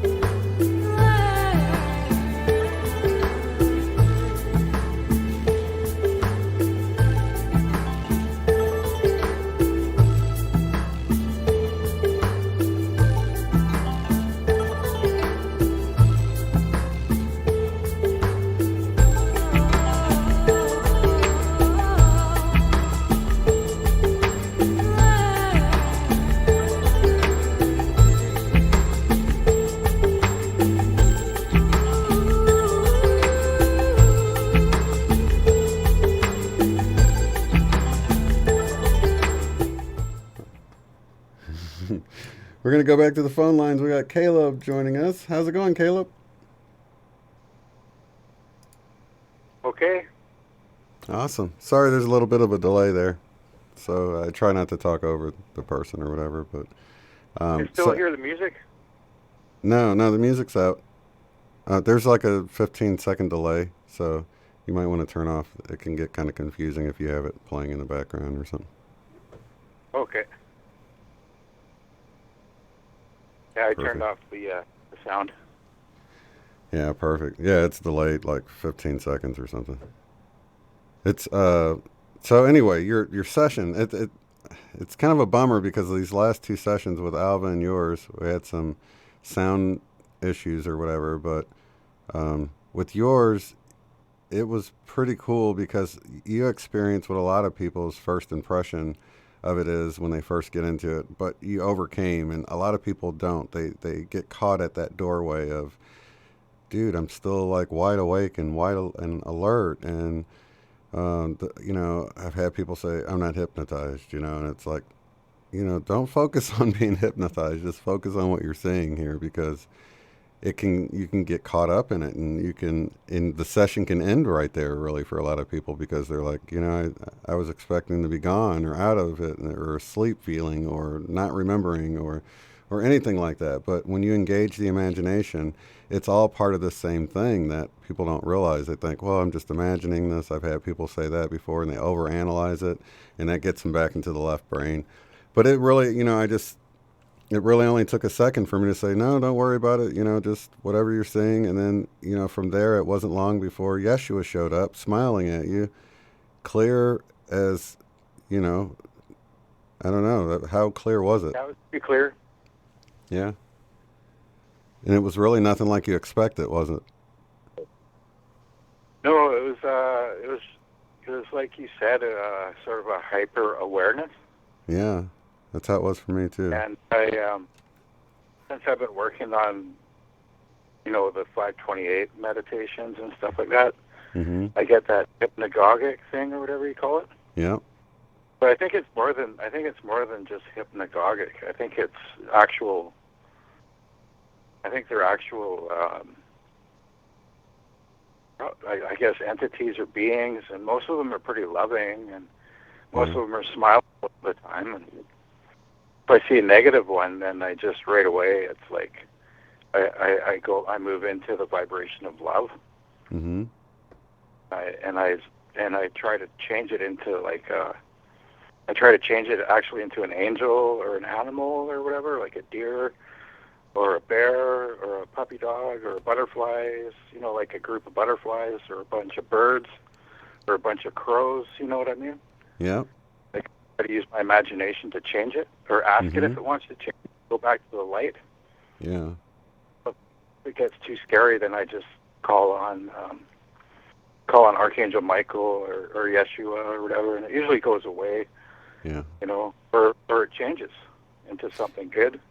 Yeah. At first, kind of scary though. Like when I was smoking weed and that, I couldn't really change it. Mm-hmm. It started to turn into like my totem is a black grizzly bear. Mm-hmm. So I was seeing like this claw, and I was thinking, what in the world is that a demon? Is that like some evil spirit? And then I remembered that my totem is a black grizzly, so that was kind of cool when I remembered that. You can change it into something good, and you know, like I'm not waving the flag for anybody to quit smoking weed or anything. If that works for you, that's cool. It's just in my experience, it was time to stop, I think. Yeah, I think it's an individual. Well, according to Yeshua in the session, we actually talked about that, and it was a very individual thing. Yeah, it's okay for some, and for some temporary, for some permanent, for some, you know. Yeah. It's very individual. Yeah, I mean, I've got family members that were on, you know, hardcore pain medicine, and they went to marijuana, and they're so much happier, and they're so much less addicted to the opiates, because, I mean, when you compare it with, you know, if you're popping some of these opiate painkillers, weed is like nothing compared to that kind of stuff. You know what I mean? So, but of course, if you're just doing it recreationally for fun or something, it might be something that your higher self might want to move you out of later on, because for a lot of us, I know for me, it was a crutch. It wasn't so much that I was needing it for pain or anything like that, but just a way to escape. But you can do that through other things like meditation and things like that, or breathing exercises and things like that. So I think it's really an individual thing. Once you get over the withdrawal. Yeah. Once you get over the withdrawal of it, then you can move into meditation and stuff. Even when you're on the stuff, you can meditate. It's totally, I think it's all about free will and learning from our mistakes, coming back to Jesus, coming back to the Yeshua, because they certainly do make it complicated when it's supposed to be simple. Yeah, that's another thing that I should bring up, that my experience anyway, it really depended on the strain of marijuana actually too. Some stuff lowered my vibration, some stuff seemed to enhance or help me meditate more. So really it's a very individual thing, and it's a very, it comes down to the strain, because even within, if you're doing cannabis indica or cannabis sativa, there's different strains within those, and the hybrids of those two that, you really should, if that's what you're going to do, you should probably find one that suits your vibration or where you're at. And then as your vibration increases, you might find that you want to switch to something else or get off of it altogether. And, for me, it was just better just to get off of it, because I could achieve those things through meditation, and it's a lot cheaper. Oh, yeah. Yeah. Well, I feel so much of a higher vibration being off everything. Yeah. But then again, it is a personal thing. Yeah. But, like if you've been into smoking or doing drugs for a long time, then you don't know the difference between being clean and not being clean. So once you get clean, then you know the difference, right? Right. So it's kind of like you have to experiment with being clean for a while too. And then if you don't like being clean, you can go back to smoking weed if you want to. But for me, I don't think I want to. Right. Like you said, it's cheaper, and But can I share a little of how I got clean? Yeah, please do. Like, okay, I decided this is what I want to do, and I wanted it more than anything else. So that's important, is to really want it. Mm-hmm. And then I just decided I was going to lock myself in my room, and I had to get rid of I had to get rid of my friends that use. Mm-hmm. And that's the hardest part, because you still love your friends, right? Right. But I went on the methadone program for the same amount of time that I used. Mm-hmm. And I dropped my dose down fairly gradually over a 5-year period, which is about the same period of time that I used. So, and at the same time, I was saying mantras like, this is my body being strong. This is my body getting rid of the poison. This is my body getting rid of the poison and being strong. My body is stronger than any poison or drug, as I was getting the sweats. And when I was having the compulsion to go out and use again, I'd be like, this is my body being strong. This is my body. This is a good thing that my body is sweating. This is a good thing that my body is going through this. I'm purging the poison out of my body. This is good. I'd say that over and over again, right, until it came true. Mm-hmm.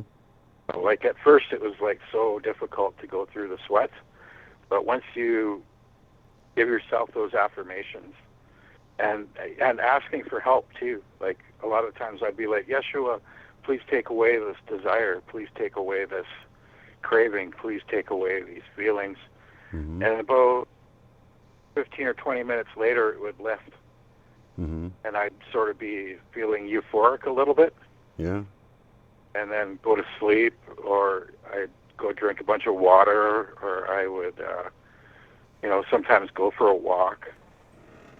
Walking really helps quite a bit, but I still kind of go through a little bit of agoraphobia, mm-hmm. but that's starting to go away too. Starting to get out a little more. Right. I think. Anyway, I just wanted to share that. Yeah, and I think another thing is if someone's unsure, well, should I get off marijuana, or is that? I would say if you're even questioning it, just ask. Say, give me the desire to quit if I shouldn't, if this isn't beneficial to me right now. If it's something that maybe you're using it every day, and you're kind of wondering, should I get off of this? Just ask, because I think just being stressed out about it is more harmful than actually doing it. With a lot of different things, the diet, the exercise. If you're really hard on yourself about these types of things, it might be a non-issue for you wherever you're at. So it really is an individual journey. And I think one of the things that Yeshua brought out in your BQH session that was so awesome is that the pain medicine should be temporary. Like if you're on some of these opiates, it shouldn't be something that you're permanently doing, but it should help get you through the trauma of the pain, and then you move beyond it. Because excuse me, he showed you a bunch of people that actually overdosed, young people. Oh yeah. On all sorts of different young drugs. People, yeah. Yeah, that was. Yeah, it can really grab you. Yeah. It was really powerful. That's why I locked myself in my room, because sometimes when you ask for the desire to go away, the desire will go away, but then all of a sudden it's available. Like when I first quit smoking pot, a few times in the past, all of a sudden, a lot of time I quit because I was frustrating and I couldn't find any before it became legal. Right. And then all of a sudden when I quit, somebody would offer to me, or somebody would come along or come to my house with some, or somebody would, or just be really easy to find it when you decide to stop. Yeah, like that's the how it works. universe is testing you or whatever, So that's another reason why I just sort of locked myself in my room and I got rid of all these friends, because I just thought, okay, I don't want to be tempted, I don't want to be tested, I just want to stop, right? Right. So I've had the luxury of living at my parents' place and getting that help of being able to isolate myself, which is it's probably not the same pathway anybody else might take. It's just the pathway that I chose. But I just want to share that in case anybody out there hears it and they've tried a bunch of other things. Maybe just try to lock yourself in your room for a year and just go out for stuff when you need to go out for stuff. And if you get the temptation, if somebody offers you anything, just ask for that willpower to say no. Yeah, I think one thing for me that really got my attention is I could be on the last little bit of weed that I have and I can't locate some, and I would be in a worse mood having some but not being able to find more. But I actually had some at the moment. I was just about to run out though, and you're like, you don't enjoy it and everything. But then I could also be completely out, haven't been able to find it for a couple of days, and then someone call you up and you're on the way to get it, and you feel better then knowing that you're about to get it than you did when you had it and you couldn't find it. So that made me realize how much it was in my head. That's happened to me before too, yeah. Yeah. So I think kind of when you get to that point, you realize you're like, wow, a lot of this is in my head. It would just be better if something can get you in a bad mood when you can't find it like that, it's probably an indication that it might not be the thing for you to do. But, everybody has to decide for themselves. And like Yeshua was saying in your session, the important thing is I think he was really stressing about the methamphetamines being horrible, crank or whatever they call it these days in the streets. But yeah, it's probably the one thing that's really destroying a lot of communities and lives at this time. Well, yeah, there was the white horse that represented the pale rider. Yeah, death. Yeah. My session, and there's worse stuff like the what do you call that? I'm so lucky I got out of it before I tried that. What, like the bath salts and stuff like that, or? They've Well, got new stuff I haven't even heard of, so I don't really. Yeah, that's the part that that's where it's getting out of hand, I believe. I can't remember. It's a new type of painkiller. It's really taking people out. It matters, but it doesn't matter right now, I guess. Right. Well, I think I don't know. Is Sherry in the chat tonight? She would probably know. She works in an addiction. Sherry works in an addiction center, so she would probably know what it is. So she probably has to keep up on that stuff a little bit better. But I don't see her in the chat. So, but yeah, it's mainly just the abuse of painkillers as a permanent thing. You know, I'm in pain. I need these all the time, or maybe you did need them for surgery or a back injury or something, but you know you don't get off of them quick enough. It's just one of those things that can trap people. Another scary thing that can happen is your immunity goes up. Yeah. So you need more to get the same feeling that you got when you first tried it. Yeah. So a lot of people, when they relapse, they try and go back to the same amount that they built themselves up to, and then they instantly overdose. Right. That happens with alcohol. Some people will build themselves up to drinking like a full, like say a 26er or more, and a 6-pack of beer or a case of beer, and then they quit for a couple of years, and then they go back to that same 26er and case of beer, and then they get alcohol poisoning. Yeah. Yeah, it's the tolerance on that. That's how I am. I don't ever drink, so like I have to be really careful if I ever have a drink. I can have like one or two, and I'm like starting to feel nauseous and stuff. But if I didn't wait for it, I never did drink that much. Anymore. I can't handle the taste anymore either. Yeah. The taste of it and the smell, I just can't do it. Yeah. But it's probably a good thing. Like when you're young like that, though, like I don't know. I just wish it would be so much better if younger people knew this stuff. Yeah, exactly. Yeah, it's all about pushing limits when you're younger and outdoing your buddy and stuff like that. We all did a lot of stupid stuff when we were younger, but just having that knowledge is huge. I think it's getting better though. There's a lot of young people now that I know about that. They're like, "What? You used to do that? Oh, wow, that's Like I have a foster brother who's about 16 now, and he's I was telling him about because he's 15. I go, "Oh, you're gonna drive soon?" And he's like, "Yeah, I'm gonna drive soon." I go, "Well, you better watch out for those drinking and drivers and stuff." And I go, "Do you drink?" And he's like, "What? What do you mean drink?" I was like, "Oh, okay, no, nothing. Don't worry about it. Like I don't want to influence him, so I didn't tell him." Right. He's like, "What are you talking about drinking?" So maybe he was just acting innocent. I don't know, but yeah, I think those days are probably going to be.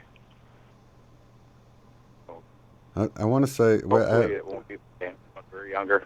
Yeah, I had a family member. I think it's fibromyalgia, which is super painful. I think that's what it is. I could be mixing it up, but they were having to take methadone and even harder stuff for all of that, and they ended up, just having too much in their system. But they're the ones that switched to the marijuana, and they're so much better. It deals with the pain, and of course it helps the appetite.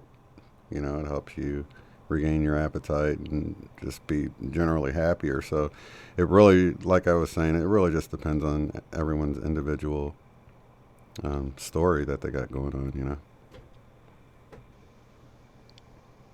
Yeah, for sure. I don't know. I'm trying to think of your... kind of a message to carry, like, through experience, and I'm not really proud of myself about it. I don't know what to say really about it. I'm just glad that it's over.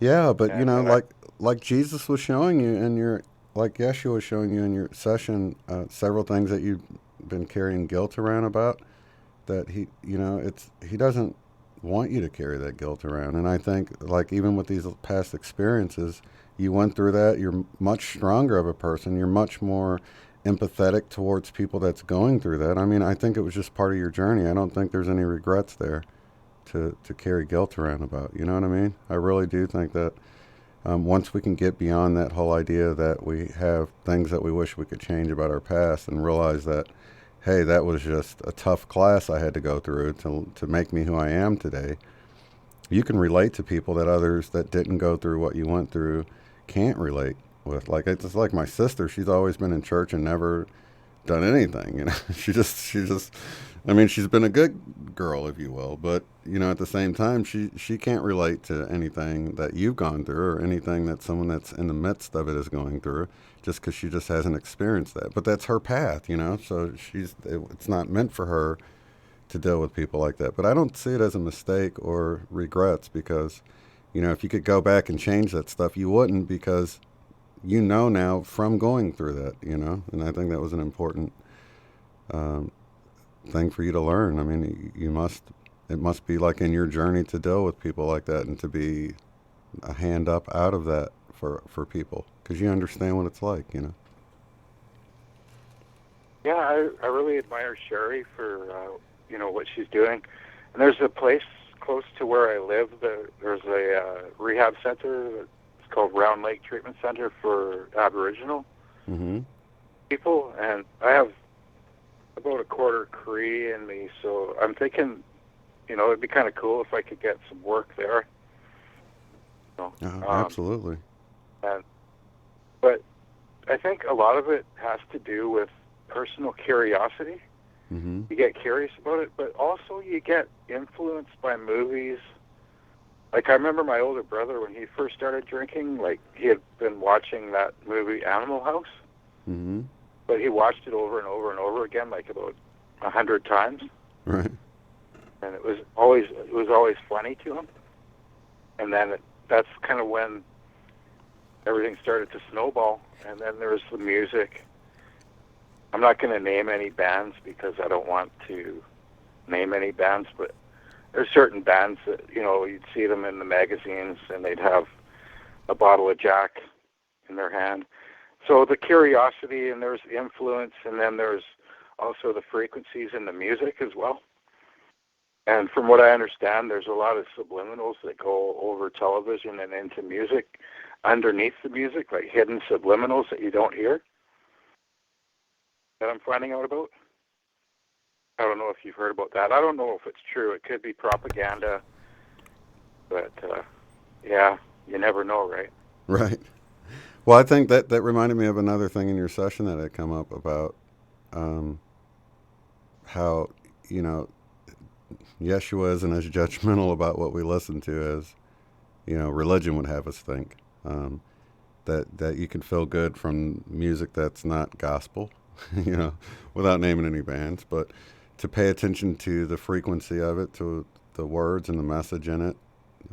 I think what he was saying is that's important, because if you're sort of filling yourself with a bunch of negative stuff, messages all the time, you know, garbage in, garbage out. But I like the analogy of the roller coaster that he gave you, how life's got its ups and downs, you know. Yeah, I think it's there to be blatantly obvious, you know. Some people that are in a vibration of anger and rage and all that, you know, they can learn from that music to use it for a short time, but, you know, eventually you're going to end up hitting a brick wall, I think. Just in my own experience with it. It's a false sense of power. It's a power trip. But it doesn't really get you anywhere. You don't really learn anything. Well, you do learn from it if you hit a brick wall or hit rock bottom or whatever, if you survive it, you know. But I think it's meant. Personally, I think the controllers or whatever, they put it out there to destroy the youth and to harm people. I think they want to. Well, I was bringing up. They want to hurt the youth. I don't know why, but they seem to want to put that temptation out there. And, you know, I think if it wasn't there, people would be, you know, a lot more positive and happy, I think. I don't know. But maybe it's meant to be the way it is meant to be. It's all in God's plan. Just unfortunate that, you know, some of us don't survive it. Yeah, that was one of the things. But, you know, it takes some of those, and that sort of came up in your session too. There were some friends you had that died young, but at the same time, you were able to learn your lessons, and other people were able to learn their lesson about that not being the route they wanted to take because of their sacrifice. So, and that you saw them, they're okay, they're on the other side, but they did die too young. And I think it was something to do with being an example of what not to do or something. Exactly. Not only that, but what was I going to say? Oh yeah, I remember like after our session, I was remembering when I was in about grade 7, and I was listening to some music at lunch hour with my little portable ghetto blaster. And I got into a conversation with one of the teachers there, and he was talking about the Cold War and how music can be used as a weapon and all that. I didn't believe him. I just laughed at him. I thought, that's bull. I don't believe that. But I think there might be something to what he said now that there's 432 hertz out there, and now that there's 528 hertz, and there's even the gamma and study music, focus music. I think they could bring all that stuff into the educational system. Or they could also teach people how to do their own binaural beats. They could teach people to do their own personal, customized affirmations with binaural beats, so you don't have to go online. You could just get those singing bowls and do your own mantras and do your own custom spiritual work on yourself or with other people, or I think it would be nice if they put these frequencies and stuff into the school. Yeah. Through the educational system and help the kids out that way. Yeah, but one of the things I brought up before was Rage Against the Machine. That sounds like like I think of, like, I don't know, my grandma listening to that, and she'd be like, "That's the devil's music." But I felt down and angry and put some of that on, and felt like it helped me to actually get it out and to feel better afterwards. So, and if you actually listen to it, it is good to do something with that energy for sure. Yeah, and I remember in my past, like I was in Kung Fu, and I was also in gymnastics. I was in a swim club. I was pretty active in a lot of extracurricular activity. So that helped me get rid of that energy as well. So you can put it into the music, and you can also put it into something more constructive, like sports. Because, I found once I started smoking cigarettes, I didn't want to be in sports anymore. And I went more into the angry music. And the angry music took me down a negative path. Whereas if I would have stayed in sports, I would have been able to still deal with that anger, but, in a healthier way. Yeah, be able to breathe. So I agree with you, but I kind of disagree with you at the same time. Yeah. Through my experience, with the influence that music can have. Or the heavy music, at least anyways. I could have went more into a positive style of music, but even some of the positive stuff has a creepy message. Like, I don't mean to sound weird or whatever, but if you think of that song by the Police, Every Breath You Take, that's not really a very positive song. It's like something is watching you, and something's going to make all your stuff come into fruition. I don't know. Maybe it's just the way I see it. Yeah, it is about perception, that's for sure. But, speaking of cigarettes, I wanted to go down to talk about that, because that came out in your session, how you actually quit cigarettes. It was actually easy for you to do that just because you were asking for it to be easy. And, that's probably something people haven't even tried. So we've talked about drugs, but let's just talk about cigarettes, because a lot of us smoke. So how did you go about quitting? Well, I prayed about it quite a bit, and I wasn't actually really planning on quitting, and I just mentioned it to my doctor, and he mentioned this book called The Easy Way to Stop Smoking by Alan Carr. And basically in the book it says that, everybody throughout the years and, decades of saying, that it's so difficult, it's harder than heroin, and, but really, is that really true? Right. In the book it says that we've been brainwashed for so many decades, and you see actors smoking, you see, if you're in the firing range, the last thing they give you is a cigarette before they shoot you. You know what I mean? As if it's the best little treat you can have before they put you in the firing line. Right. Have you seen those cartoons where they do that? That does sound familiar. That's funny. Well, yeah, and, you know, or like in the movie Pulp, or I can't remember, there's one movie where the guy's about to die, and the last thing they do is hand him a cigarette, you know. They do that in the movies and that, so it sort of becomes subliminal into the subconscious mind that it's hard to quit smoking. It's hard to quit smoking for years and years and decades. It's hard to quit smoking. But in the book, the easy way to stop smoking, it tells you in the book over and over and over again that it's easy to stop smoking. It's easy to stop smoking. And when you think about it, it is easy, because what do you got to do to smoke? You have to gather up all your change and go hunting for money and hop in your car, go to the store, make sure you got lighter on you at all times. Yeah. You know, it's so funny. Like in the book, he's quite comical because he says, "Well, I love carrots, but I don't walk around with a pack of 20 carrots in my pocket and eat a carrot every 20 minutes." Yeah. You know, so I thought it's funny because even well-meaning people can pass along that message of how difficult it is, or, you know, just the idea of after great sex, you got to have a cigarette, or, you know, what my mom did to let me know that she knew I was smoking when I was 16 was we'd gone out to eat together, and she was like, "Well, don't you want to have a cigarette? Everybody wants to have a cigarette after they eat." And, you know, she was just sort of letting me know that she knew that I smoked, but in actuality, I'm like, oh, I'm supposed to smoke a cigarette after a good meal? So she was actually programming me in that moment to think, oh, after a great meal, I'm supposed to have a cigarette. So, you know, and I carried that on for a long time. You know, it's funny how, you know, we inadvertently pass along these bad messages, like you're saying, these untruths, because you can't enjoy a meal without having a cigarette afterwards, and so forth. Let me rewind for a minute here, because it is, like in the book, it says it is a drug. Yeah. It is a stimulant.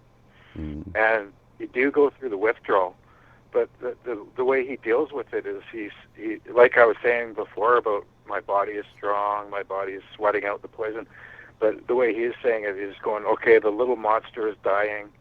This craving is a good thing. This is my body getting rid of the poison. Mm-hmm. So if you have that mantra of like, okay, this is uncomfortable, I don't really like this craving, but okay, this is my body being strong, this is my body getting rid of the poison, the little monster is dying, this is a good thing. Mm-hmm. Craving is a good thing. I'll get through it. I'll breathe deeper. I'll get through this. 5 minutes, 10 minutes later, the craving goes away. You know, I still get the craving every once in a while. Mm-hmm. And it's been a couple of years now, but I just do that thing where I go, okay, Yeshua, the craving's coming back. Can you help me get rid of it? And then I remember to deep breathe, and then 5 minutes later, it's gone, and I'm back feeling normal again. Mm-hmm. Just, you know, it takes a bit of time. It takes effort, and a little bit of staying away from just, you know, if I see somebody smoking, like in a parking lot or something, I'll do like a 10-foot circle around them so I don't have to smell it. Right. Or get the craving or the urge or the desire. But, you know, sometimes I do enjoy the smell, and I'll walk right by them and I'll take a big whiff and go, boy, I'm glad I don't do that anymore. But that smells good. But then you can begin to replace like the things. By McDonald's and smelling the hamburgers or something, you know. Right. Yeah. But you don't really want to eat the hamburger. Right. Yeah, but you can think, oh, that burger smells good, but yeah, I don't want to put that in my body, I guess.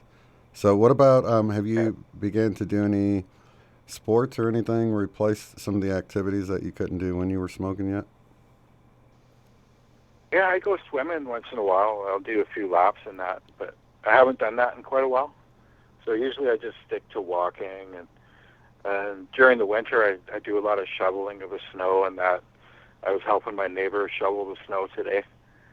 They were really heavy. It was really that heavy stuff, really slushy, heavy stuff today. Oh, yeah. And she was out there doing her driveway, so I went over and helped her out a little bit. So that felt pretty good. I haven't done that in a while. So that cold air didn't feel as harmful to your lungs now that you've quit? No, it feels pretty good. I had whooping cough as a kid, though, so every once in a while when I deep breathe, it'll kind of go in funny little sections or whatever. But yeah. But I mean, I had to stop because my lungs were getting sore. I was coughing a lot, and you know, I just thought, okay, that's it. So. Absolutely. Yeah, I definitely think they're commenting in the chat about alcohol being worse than wheat, and I totally agree. But, you know, there's another message that society tells you, like, well, alcohol is legal, weed isn't. I know that's changing now, but, you know, growing up, when you hear that, you think, oh, well, alcohol must be, you know, better for you than, or not as bad for you. But, you know, if you think about it. In my opinion, the worst one in my experience, because I am part Cree. Yeah. And the indigenous people, their bodies are different. Like, they don't break down alcohol the same way that the Caucasian person does. Mm-hmm. Same with the food and that. That's why there's so many obese. There's so many obese indigenous people, is because I'm not going to say they're more pure or anything, but it's just a different metabolism. Right. I believe it's, and they don't break it down the same way. Mm-hmm. They don't break down alcohol. They break down alcohol differently. That's why it affects them so hard, and they black out and they get so angry. Like, I used to get blacked out, and I wouldn't remember what I did, and people were like, that was not you. That was not you, man. And I'd be like, I don't know what the hell happened, you know, and then I'd feel so bad afterwards. Yeah. You know, sometimes I would feel bad if I had fun. I'd feel guilty for dancing too much, or you know, being too happy, or talking too much, or, you know what I mean? Yeah. And then I'd wake up like guilty. So overall, since the BQH session, have you got any revelations or any insights after it? I think when Yeshua was showing me the frisbee with all the colors, yeah, that was cool. As a portal, I think he was showing me that we are the portal. Mm-hmm. Like, that we don't go through the portal, but that we are the portal, or mm-hmm. something. It makes sense. And I don't know, I think there's so much more that's deeper to it, that has mm-hmm. deeper meaning. Like Ralphie on the swing set. Yeah. Swing, and then ice cream could be I scream. Right. So maybe Yeshua is screaming. He's trying to scream to us to remember him and to acknowledge him, but that we don't necessarily need the Bible. I think if we ask for our own customized, you know, knowledge on what to do, we can ask him, you know, and we'll through synchronicities we'll know what to do, and we'll know who to trust, and we'll be able to see fake kindness, and we'll be able to recognize genuine kindness. Yeah, I think that was one of the things you actually got 2 thumbs up on, is when you were asking him about, you know, the Bible was a useful tool, but in a sense we should go to the living word, which is him, when we need real answers, and that's one of the things he gave you the 2 thumbs up about. I mean, you can read it over and over again until you're blue in the face, but until you put it into action, into your life, and live it, mm-hmm. then it's not going to do you any good. Right. By, I'm not trying to toot my own horn here, but by helping my neighbor shovel her driveway today was a small lesson in putting it, love thy neighbor, into action. Yeah. And it felt so good afterwards. Like, you know, it felt really good because she was so thankful. She was just like, oh my God, thank you so much. You know? Yeah. I was like, definitely. oh, it's no problem, you know, like, and then afterwards I thought, my goodness, you know, that felt really good, because, like, I haven't really gotten out much lately, right? Mm-hmm. Sort of gotten addicted to being a hermit. Yeah, I think a lot of us are like that. Or my story, I guess. Yeah. Yeah, just getting out there and helping somebody and not expecting anything in return. And it's so much more satisfying than going and working a job and getting a paycheck for it. I mean, it really affects you on a much deeper level than that when you're helping somebody, just out of the kindness, the godliness in you, that, you know, the part that's Jesus-like, you know what I mean? Yeah. So much more fulfilling. Yeah, I could go volunteer over at the Round Lake Treatment Center. Like, I don't have to get paid or anything. Right. Because when I went there 2 times, I think. And when I went there, they said that I was welcome to come back anytime. And they have the sweat lodge there and everything. Mm-hmm. They have like the kitchen there. It's just, the food there is just amazing. Like, I must have gained 20 pounds when I was there. It was such a great experience. And you learn a bit about the culture. And that's where I found out that my totem was the black grizzly bear. And I'm from the Karo clan, which is the same thing as being a Libra. Mm-hmm. So that was kind of interesting. And Hermit lives matter. Alone one is that? That's funny. Yeah. I have to laugh about that. It's funny. But yeah, it's so many of us. Yeah, Like, I don't want to get out in public. Yeah, all lives matter. Even the hermits. Even those of you that are listening but not chatting, that's totally fine to be a lurker. And everyone's welcome. Oh, it's amazing, the synchronicities. So like I'll be sitting down and I'll be texting somebody or something, or I'll be making a comment on YouTube, and I'll be listening to the computer with my headphones on to something on YouTube, and then some word will come up like exactly, and then I'll write exactly right when the person says exactly, or Mandela effect, and then somebody will say Mandela effect on the computer. Right. Heard how these little synchronicities are so much more prevalent now. Yeah. Yeah, and it's like... Well, should we let somebody else call in now, or? No, we're actually probably about at the end here. I did want to... I think this visual that you got, you had Jesus that was talking to you, but at the same time you had this really cool... I don't think we explained it very well, the Frisbee. So it was this sort of rainbowy, orby-looking Frisbee, glowing. It was glowing, but not leaving like a trail behind it. But he was throwing it for this...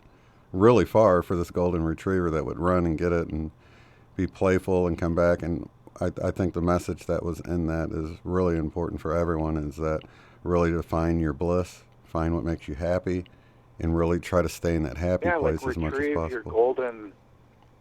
Retrieve your golden chakra colors, maybe. Right, yeah, your happiness.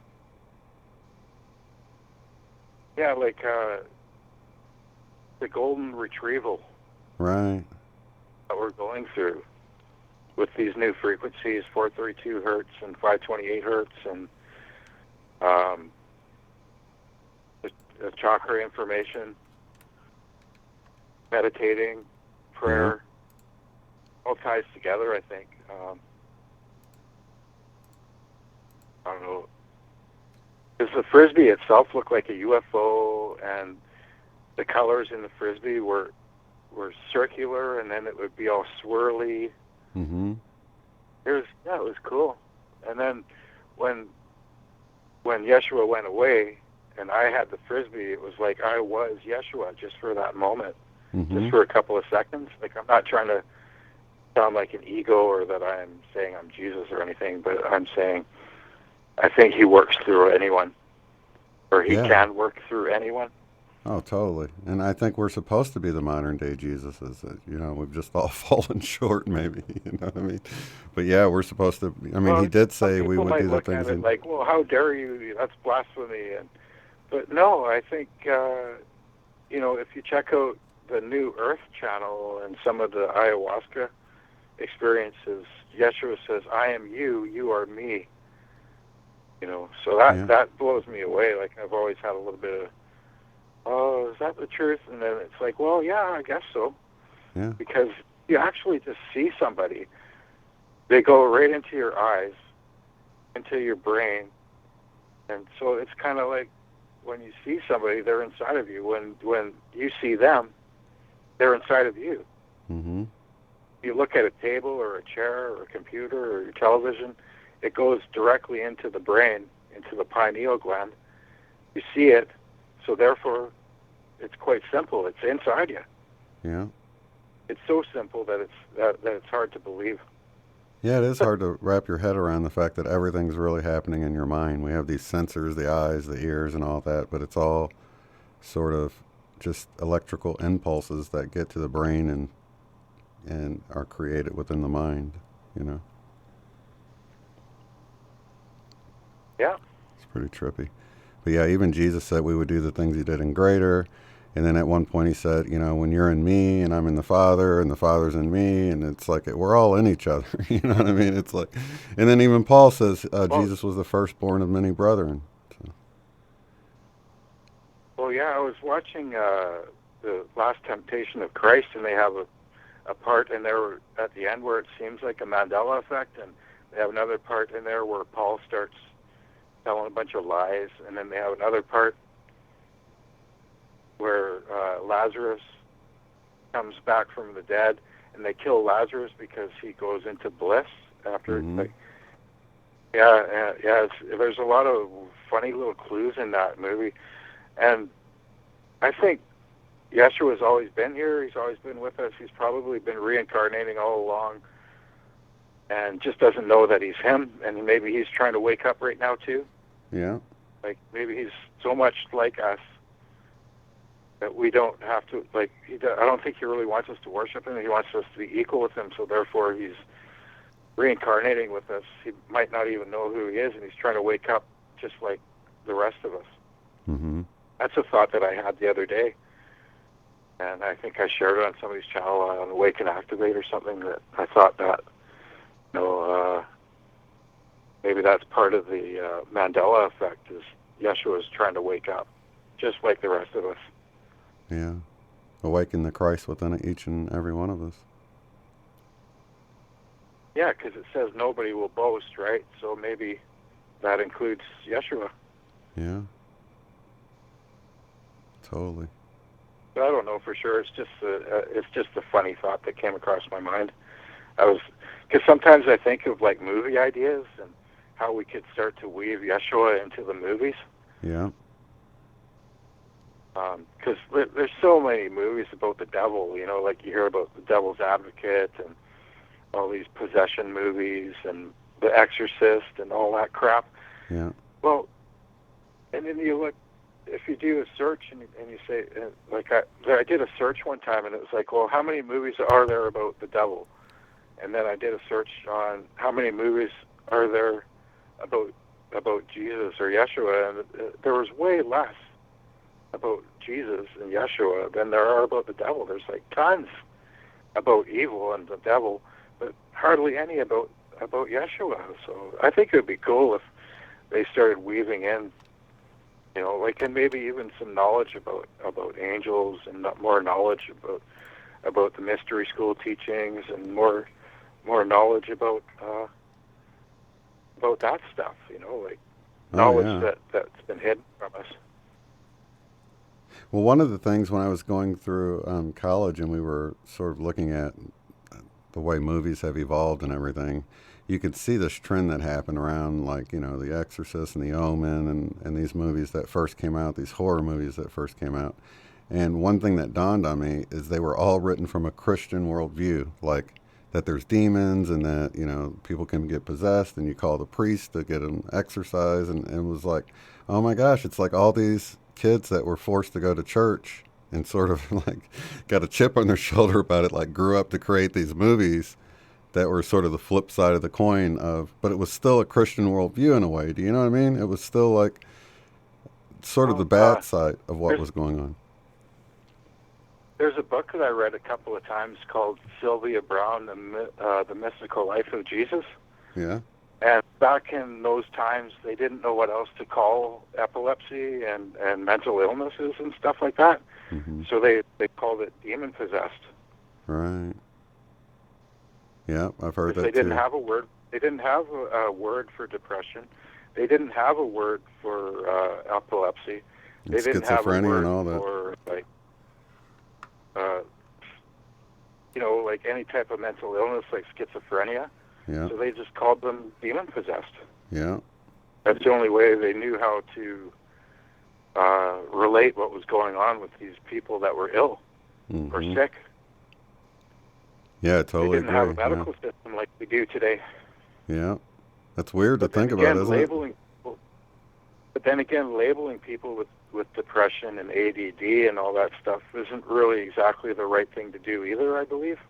it? Yeah. I think maybe what it is it could be like a spiritual affliction that can be healed through asking Yeshua for help and asking for, a miracle. And I don't know for sure, but I think we're headed in that direction. Yeah. Where I think people it are was- going to be able to heal each other. I think it was a step in the right direction, though, to move away from sort of demon possession. I think, like, with my ADHD growing up, it was that school wasn't designed for someone like me. It was designed, for someone who was able to sit there in class all day, and I just wasn't. I needed to be in more of an interactive type of learning environment, and I think that's what we're seeing with these kids nowadays. They're trying to fit them all in this cookie-cutter sort of educational system that's really not designed for them. They would be fine I left if a really long. I left a really long comment on Lauren. Mm-hmm. Lauren, what's her Connolly? name again? Went with you. Pardon me. Yeah. Conley? Or Conley, sorry. Yeah, I left a really Connell, long sorry. Yeah, comment Lauren Connell, Pavelka, yeah. I left a really long comment on her last video. You can check out about how I feel like the education system should be. Yeah. Or can be, because I don't like to use the word should. Like I always like to use the word can Yeah. instead of should, because it's more of an affirmation. Yeah, I Something totally my agree. counselor said. He goes, "Don't shit on me, and I won't shit on you." And I said, "Whoa, okay." And he goes, "Say the word can, will, and do instead of Right. should, could, or would Mm-hmm. as an affirmation." Yeah. Yeah, because should sort of just passes along judgment right off the bat. Well, you should, blah, blah, blah, blah, I like in the comment I was saying, like, we could change the system to be more like that movie 9 to 5 when the women take over. Yeah. And work like your own hours, custom hours. And you could do that in a school system. You could bring pets and animals into the school system. They have binaural beats for kids and people that are allergic to animals. They have all sorts of disease cures in right frequencies, binaural beats, frequencies, Mm-hmm. But I mean, that might not be for everybody, right? Can't Yeah, really I force think, people. Then they can't force us to go to school.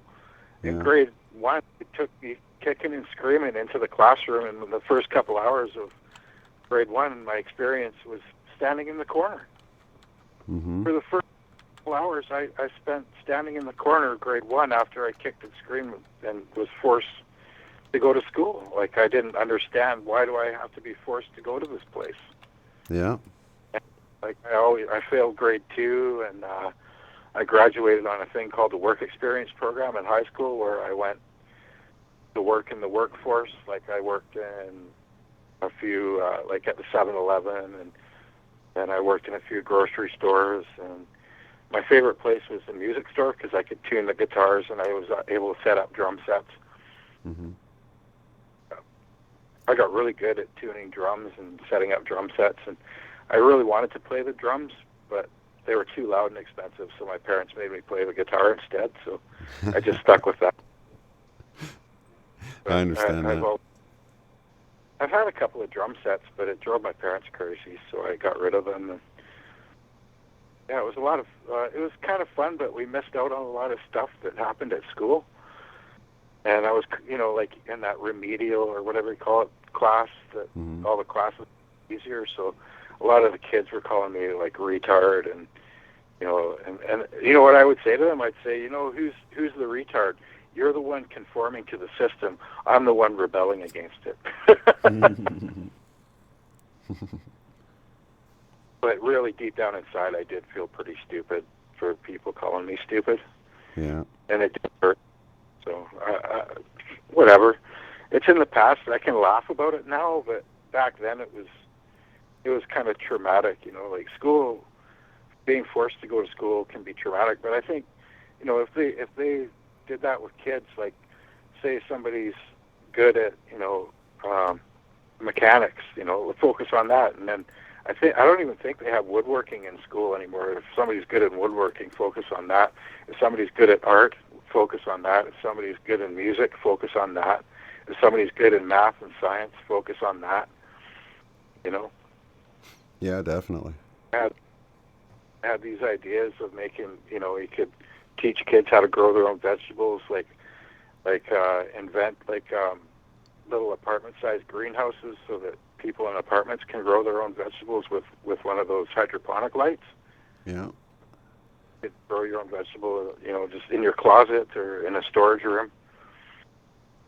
I had this idea quite a while ago, and it's all sort of coming back to me now. Of some ideas of inventions. Like I used to try to invent things. Yeah, me too. When I was, and they could bring animals and pets into the school. Oh, I already said that, but they could, customize the hours, and kids that are struggling, they could find out what they excel in and focus on that instead of having it all cookie cutter, like you said. Yeah, because you lose kids' interest, and it's like, that's why they're not focused on what you're doing, because it's like the same old thing. I know, like with math, for instance, it was too easy for a while, and I stopped paying attention, was drawing pictures in class, and then I didn't understand what they were doing because I got behind. I wasn't paying attention to the new stuff coming out. Oh, yeah, you should have seen my books were just covered with, I'd like do my own guitar designs, and I'd have pictures of drum sets and my favorite rock band labels, Mm-hmm. I'd draw out the label of the band perfectly. And, yeah, me too. Mascot. And then I went to a Christian school, so I got in trouble for that. The principal called me into the office, and he goes, "Do you know what AC/DC stands for?" And I'm like, "No." Like electronics? I mean, like, alternating current, direct current? And I'm like, and then he went on to try to explain that it was some sexual innuendo thing that he shouldn't have been trying to explain to me at like 12, you know what I mean? And it was, I wasn't doing anything wrong in my mind. I'm just making this tape cover, I don't know. It's just, things are so twisted, it seems like. But, it's like they When I was in grade 2, my teacher was really cool. He was this hippie with this long hair and a mustache. And he actually allowed me to bring my Kiss records to school. And I was only in grade 2 listening to Kiss. I remember the principal was like, "Oh, that guitar is smoking. I hope you're not smoking." It's quite funny. It's like the more that they give you crap for it, it sort of seems like the more you want to do it or something. I don't know. Yeah. The more you want to rebel almost. For some kids, a lot of kids, they don't, once they get that warning, they don't rebel. But for me, I was always kind of, well, if you tell me not to do it, I'm going to do it. And if you tell me to do it, then I'm not going to do it. Right. I was that kind of kid. I think most in our group were like that, probably. Yeah. Explorers, if you will. I should let somebody else call in. Or I guess you're getting close to the end here. Yeah, I need to wrap it up here, and I actually have to go pick up my wife. So well, but I do appreciate you calling in, man. Yeah, it was kind of fun. I'm a little nervous about the call, but okay. It's done now. Oh, yeah, you did great, man. Just like a regular old phone call. All right, buddy. Well, yeah, I just want to carry the message that, if you're struggling out there with alcohol and drugs, there are ways to get out of it, and you can do it if you put your mind to it and you really want it. Just go for it, Absolutely, and ask for help. That's the big thing. Yeah. But you have to want to, really strongly, and ask for the help. Mm-hmm. Because there's help. Yeah, there is help available, Okay. and then the prayer is a great And there's way. help to ask. from Jesus and Yeshua too. Yeah. So you get help on the other side, and you get help on the 3D side. Yeah, totally. But like you said, you got to have that desire there. Your mind you to know? it. Yeah. Start envisioning it and create that reality, How good can it get? Yeah, I love that. How good can it get? Well, thank you so much, Caleb. I will see you around in the chat. Okay. All right, take it easy, buddy. Love ya. Love you too, buddy. Lots of love to all of you guys And in everyone. the chat as well. Yeah, with everybody in the chat. And we will be back tomorrow with Eileen for the Power of 8 at 8. So have a good one, everybody. Peace. Peace, Caleb.